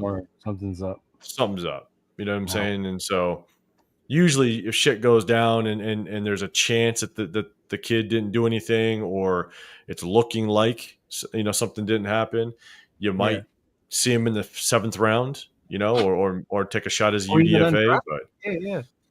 But man, if they're not even pulling the trigger as a UDFA, that's tough. But innocent until proven guilty. But man, he is way too good of a player for organizations not to do their homework and really figure out what's going on, and for everybody to pass on him, even as UDFA. I hope it's not Who's that kid? The Ariza kid, the punter. I hope it's not a situation like that. Oh yeah, the punt god. I remember him. Yep. Yeah, I hope it's not a situation like that because it just. Yeah, it really. Man, I didn't know how the F. I thought his name was actually Dixon, y'all. I mean, these motherfuckers pointed out what his name really is. Sorry, I don't think that way want to joke. I really think people use their name or their super name up in this bitch. Like, yeah. 805. You heard about that, right? No, I didn't. Okay. Until about 2 weeks ago, he didn't realize Dixon Carter what it stood for. I mean, Dixon Cider. He thought it was his real name, and then his name. I'm looking at 805. I don't think he knows either. I don't know. So I don't know either. Name. So say the first part, and then pause, and then say the last name. Yeah, I'm on social media. I don't need to be saying names, and then I'm gonna get caught. Oh shit! Okay. Yes. Oh, we got another one. Hold on, wait a minute. That's why. Okay, hold up. Okay, that's why. That's name for YouTube. Shout out to my guy Dixon.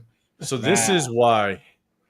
Now I can't even say your goddamn name. Exactly. That's what I said from here on out. You get a new nickname. I just say Dixon from now on. Yeah, it's gonna be DC from now on. I'm sorry. And yeah, y'all exposed me. But here's the thing, though. Here's the thing: is I think, damn, I don't even want to call you DC. Just doesn't sound right now. Right? Is that even good? He's the one that always tries to get people in the chat to say those things. No, Bueno does. Bueno does it, but Bueno too. Yeah. Yeah, you're just Dixon now. Dixon does it too. That's what I said. It's almost as good as Nabman's old lady. It's almost as good as the name Nabman's old lady. Shout out to Ardell. But it's even better when Ardell's name got stuck that way for an extra. He got what 14 days where he couldn't change his name. Yeah. Wow. That's that man. Okay, I've been saying that this whole time. Yep, same, bro. Same. Yeah. All right. Yeah. Jesus Christ. I love it. There you go, Dixon. Shit.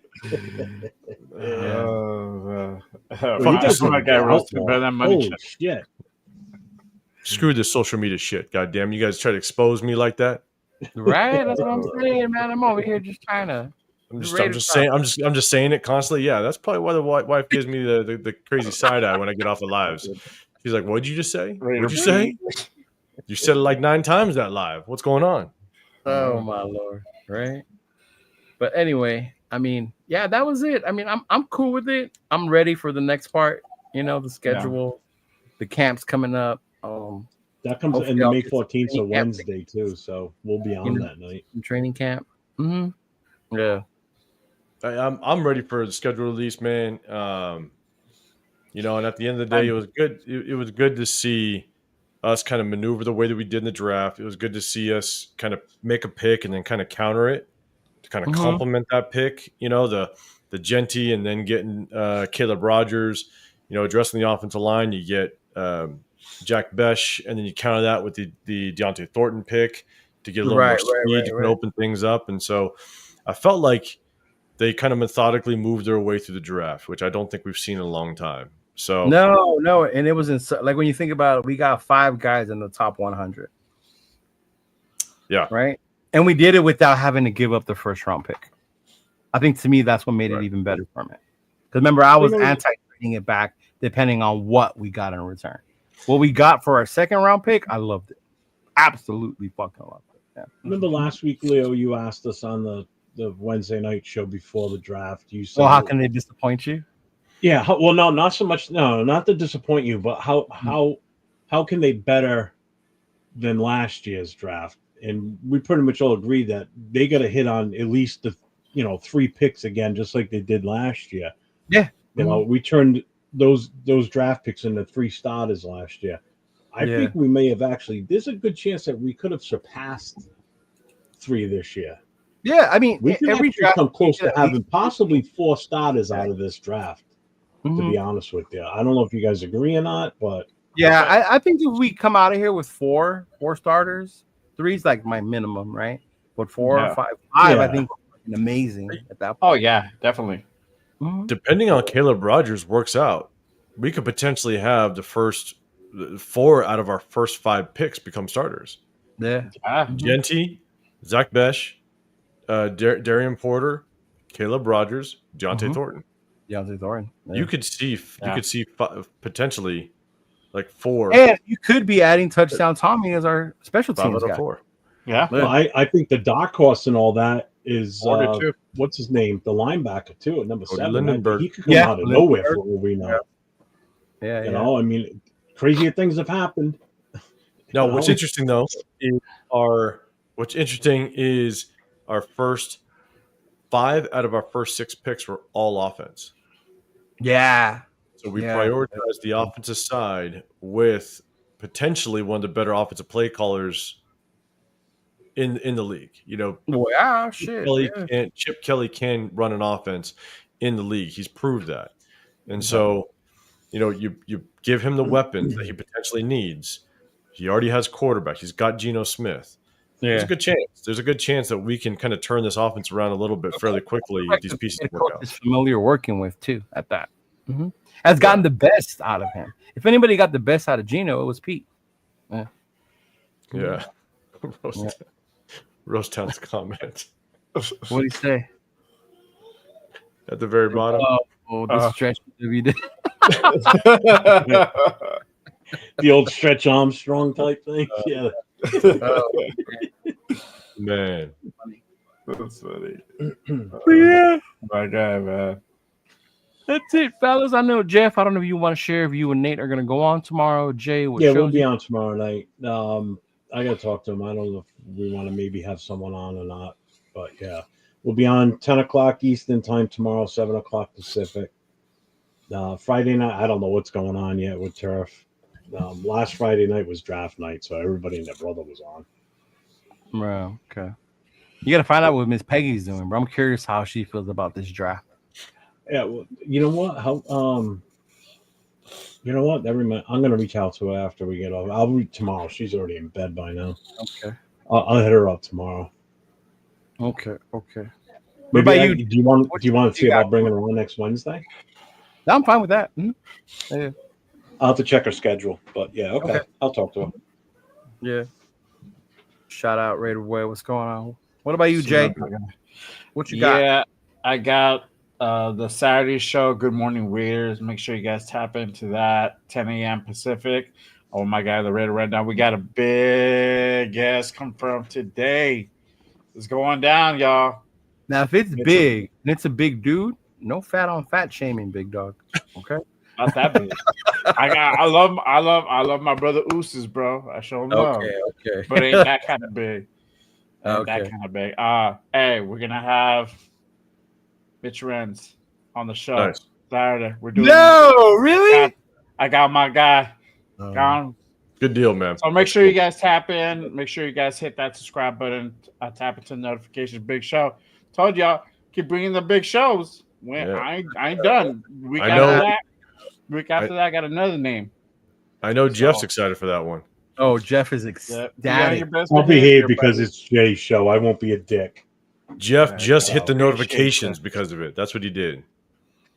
Yeah, for sure. I'll be because it's Jay's show. I'm not going to go in and bust his balls. Yeah, I'll be nice. Yes. Hey, once again, 805. Thank you for coming to our show today. Yeah, thank you. I always see you in the chat. We were thinking, who to invite today. I was like, let me ask him. And then thank you for coming through last minute, big dog. Yeah, man, I appreciate you guys having me. I as much as I can jump on and just kind of chop it up with you guys, because I jump in the chat as much as I can with you guys and show the support. But at the end of the day, man, I honestly love just chopping it up about football, getting everybody else's perspectives, and just kind of hearing what you guys got to say, because at the end of the day, man, it's all opinions. That's all it is. I'd like to feel like I come from a place that just with my background, I have a little bit of knowledge of the game, but at the same time, man, I still got so much to learn. So, hearing from you guys and listening from you guys, man, appreciate you guys inviting me on, man. It was a good time. Well, you have a wealth of knowledge that I think a lot of people like tapping into, and I think that helps too. And like I said, I've learned just from watching shows that you do this past season that I didn't pay attention to prior to, like things I'm picking up on. Hearing him on these shows is one thing. Wait till you get to hang out with him in person and talk football. Well, I can't wait. I can't wait to like meet up with a lot of you guys. Yeah, I loved it. I enjoyed it. Bro. You guys come out here for the Patriots. I can't wait. Yeah. I listened to the wife last night kiddingly. I said, "Hey, do you want to move to Vegas?" She goes, "Why do you want to go to fucking Vegas?" I said, "Because I can, and I'd like to. Why wouldn't I?" Yeah. Make sure you guys give my guy 805 some love. I mean, bro, not only are you just filled with stats, bro, but you put in like the amount of work you do to give us all the insights and everything that you do, man. I mean, you watch hours and hours upon film. I can't do it, man. It's hard. I do it, but it's not. I can't do like whole hours, man. It's just a lot. But hey, man, you balance of the family life. But you do be wilding sometimes, though. Throwing Mario Williams in there with Harrison and No, don't. Hey, I got some people on my side. Okay, I got some people on my side. But you hate on that, Leo. No, you know what's funny though is I'm with you. Like I do watch a crap ton of film. It's just I've been doing it for so I know you guys have heard me mention it, but played for a long time, but coached it for 23 years. And so one of my things was watching game film. My wife, when she first met me, she'd walk in. She goes, I walked in here 3 hours ago. You're watching the same game film. I'm like, yeah. Because I might miss something. I rewatch game film over and over and over again. And it's just in my habit. And so, being able to kind of get away from the coaching and give the family more time, this is kind of my outlet. And so being able to watch film more on the Raiders, and this is what I did before doing this whole YouTube stuff, the social media stuff. And so, now what's really cool is now it's on record. Now people can call my ass out if I'm wrong. You know what I'm saying? And that's one of the things, I trust my eyes and I trust kind of my thought process, but at the same time, being able to jump on and get your guys' perspective and learn from it. That's what I love. But because at the end of the day, if you ain't learning, you ain't getting better. And so, being able to kind of jump on here and kind of talk my piece, but then also get the feedback is definitely what I love doing. So, and Rose Town, I saw the comment. Yeah, man, if we ever link up, bro, we'll definitely have a couple drinks without be question. ready, bro. Be ready. I'll be out of Bakersfield, but I'm gonna get you a beer, bro. I'll buy a beer. I'll buy you a drink. So let's make it happen. 100%. There you go. Hey, and anybody going to Bakersfield, let us know. I want to know. Come by, say hi. Shoot the shit. At the end of the day, we're all fans, and we appreciate everybody who supported us along this way and keep supporting us and through our takes, our hot takes, our bullshit, and everything else. So but if you are going, for sure, let us know or let me know at least. I'd love to go ahead and say hi to everybody. Yeah, I know Town's going and stuff. So I'll be there in spirit. I know. There you go. Don't cry. I'm a video call you, bro, on Instagram. But look, there's Jeff. You get to meet Jeff. And look for the big banners too, because we'll have a banner. The Raider War Room. I think Leo, we're going to be right next to each other, so Leo's going to have his booth too. And so, man, Jay, if you show up, I'm not sure if you're going to try to get a booth, but if not, man, you can come chill with us. No, I'm not going to get a booth. We're barely going to make it out there, bro. No, but I'll definitely. I'm gonna look. I already told Dub. I was talking to Dub earlier. I'm gonna look for everybody and I'm gonna post up. And I already hit up Dub, and Dub's gonna come and chill with me and Severe, and we're gonna be right next to Leo. And I think the Raider Nation Live guys might be right next to us as well. So I believe we're gonna be actually doing a live podcast from there. Yeah. So it's gonna be legit. I would love to do one. I don't know if it's possible with the whole internet and thing. I don't think it'll work out, but it's gonna be tough. I think it's gonna be tough. Yeah, to be honest. Unless you just straight rocking from your, unless you're like straight rocking from your phone or something like that. Yeah. You know even that was little. Remember when I did it from my phone? It's just different. Yeah. So I feel you, but hey, I don't know, Leo. I don't know if you checked it out, but we might tap into all these guys. Tap into my channel. We'll give you guys updates, but we might be staying at the Clarion Hotel, possibly. Okay, let me know. That's just next to, it's just west of the event. They got a bar. You said that was right next to the one I told you. One. Yeah. Okay. Let me know. Let me know. We might have to get a room out there to drive back all the way to LA after like a long ass day. I'm going to be able to it's do gonna it. be a long day, bro. I'm gonna set up. I'm gonna be working, and then my nephew wants to have fun. Yeah, it's actually a pretty inexpensive hotel based on everything around it. It's like I think right now today it's like $110 a night. So we're only going to stay Saturday night, and attached to the hotel is a restaurant that stays open until midnight, and then the bar stays open until 2. And so the plan is after the event, man, just spread the word at the event. If anybody's chilling overnight, go to the Clarion Hotel. They have pool tables. I think they do some stuff at that bar that night. And bro, we'll just. You said they got karaoke, right? Yeah. And you ain't gonna see me up there, but if I have a couple shots, you never know. Yeah. You never know. I just got a message from MC Raider. He wants to know if it's Leo cheap type hotel or if it's a legit hotel. Bro, it's Bakersfield. That's true. That's important. It's Bakersfield. I don't know. And my girl and my nephew. I don't know Bakersfield that much, bro. I really don't. So I want to know. Yeah. It's like me telling you the difference between Providence and Woonsocket here in Rhode Island. You wouldn't have a clue.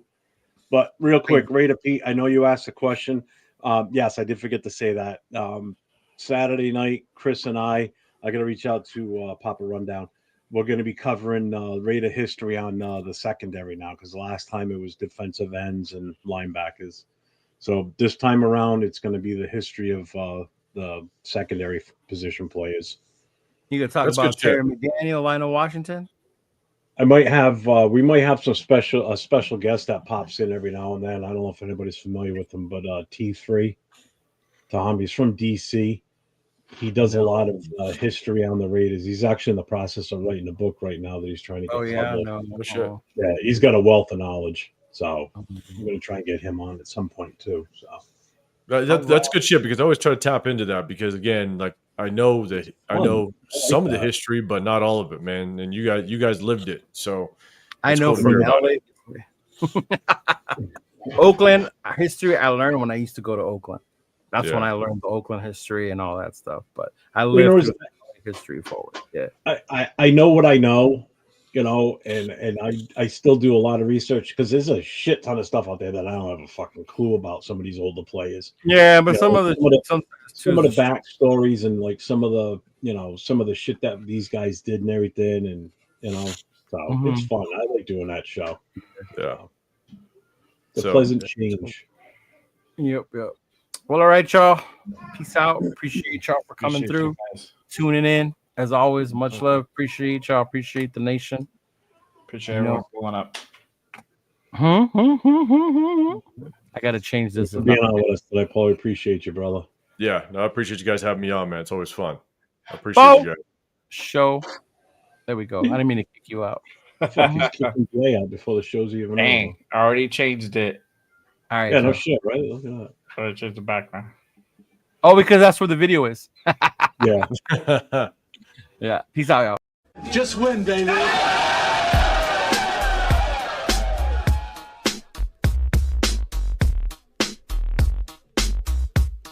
Look, check it out. All black with a hoodie, snapback with a snap on. Long white socks, me mugging like I'm King Kong. With them all black Chuck Taylors. West side and this bitch yelling Raiders. Thuggin', cause we know with it. Motherfuckers like y'all suck, but we don't give a fuck, nigga. We deal with it. Y'all jacking, getting nigga fucked up with the quickness. Parking lot squabbles, giving nigga the business. Shh, quiet. The fuck you mean? We yelling Raiders, bitch. Like fuck your team, you wanna talk your shit. Get sad like Scream Stadium, take off, nigga. Homicide scene. Oakland to LA, LA to Oakland, Las Vegas, Sin City, steady smoking. Raiders looking to get another ring like fuck y'all haters, nigga. Yeah, know what I mean? We yelling Raiders, bitch. Y'all know what's up, like Raiders, bitch. Quit get two niggas up like Raiders, bitch. I show no love like Raiders, bitch. Nigga, we don't give a fuck. Raiders, bitch. Y'all know what's up, like Raiders, bitch. Quit get two niggas up like Raiders, bitch. I show no love like Raiders, bitch. Nigga, we don't give a fuck. With so much drama in the big LV, it's kinda hard being Yaya or end up C. But I, somehow, some ways, keep dropping these Raider hits like every single day. May I sip on this Henny while these haters pay attention and my name stay mentioned. I'ma stay G'd up like a silver feed up and tucked as a burner just in case it heats up. But I'm humble, 10 toes down to never stumble. Keep doing Raider music, imitate and never double. It's like everywhere we go, it's like the same old shit. Here Raiders just suck, y'all can suck my dick. It's a nation just to prove, no need to consume, win, lose, or tie. Raider Nation keep moving, top to the bottom, bottom to the top. It's Raider Nation all day till the casket drop. We yelling Raiders, bitch, y'all know what's up, like Raiders, bitch. Quit it, you niggas up like Raiders, bitch. I show no love like Raiders, bitch. Nigga, we don't give a fuck. Raiders, bitch. Y'all know what's up like Raiders, bitch. Quit it, you niggas up like Raiders, bitch. I show no love like Raiders, bitch. Nigga, we don't give a fuck. Welcome in this bitch like nigga, what's happening? With whiskey in my cup, turned up, Raider Nation hella active. Watch what you say, watch the yapping, nigga. Don't get your ass kicked. We bout the action, I'm a goofy nigga, but I ain't no goofy nigga. Fuck around and find out he doing a two-piece nigga. Everybody knows me soon as I hit the scene. They like Raiders, bitch, nigga, fuck your team.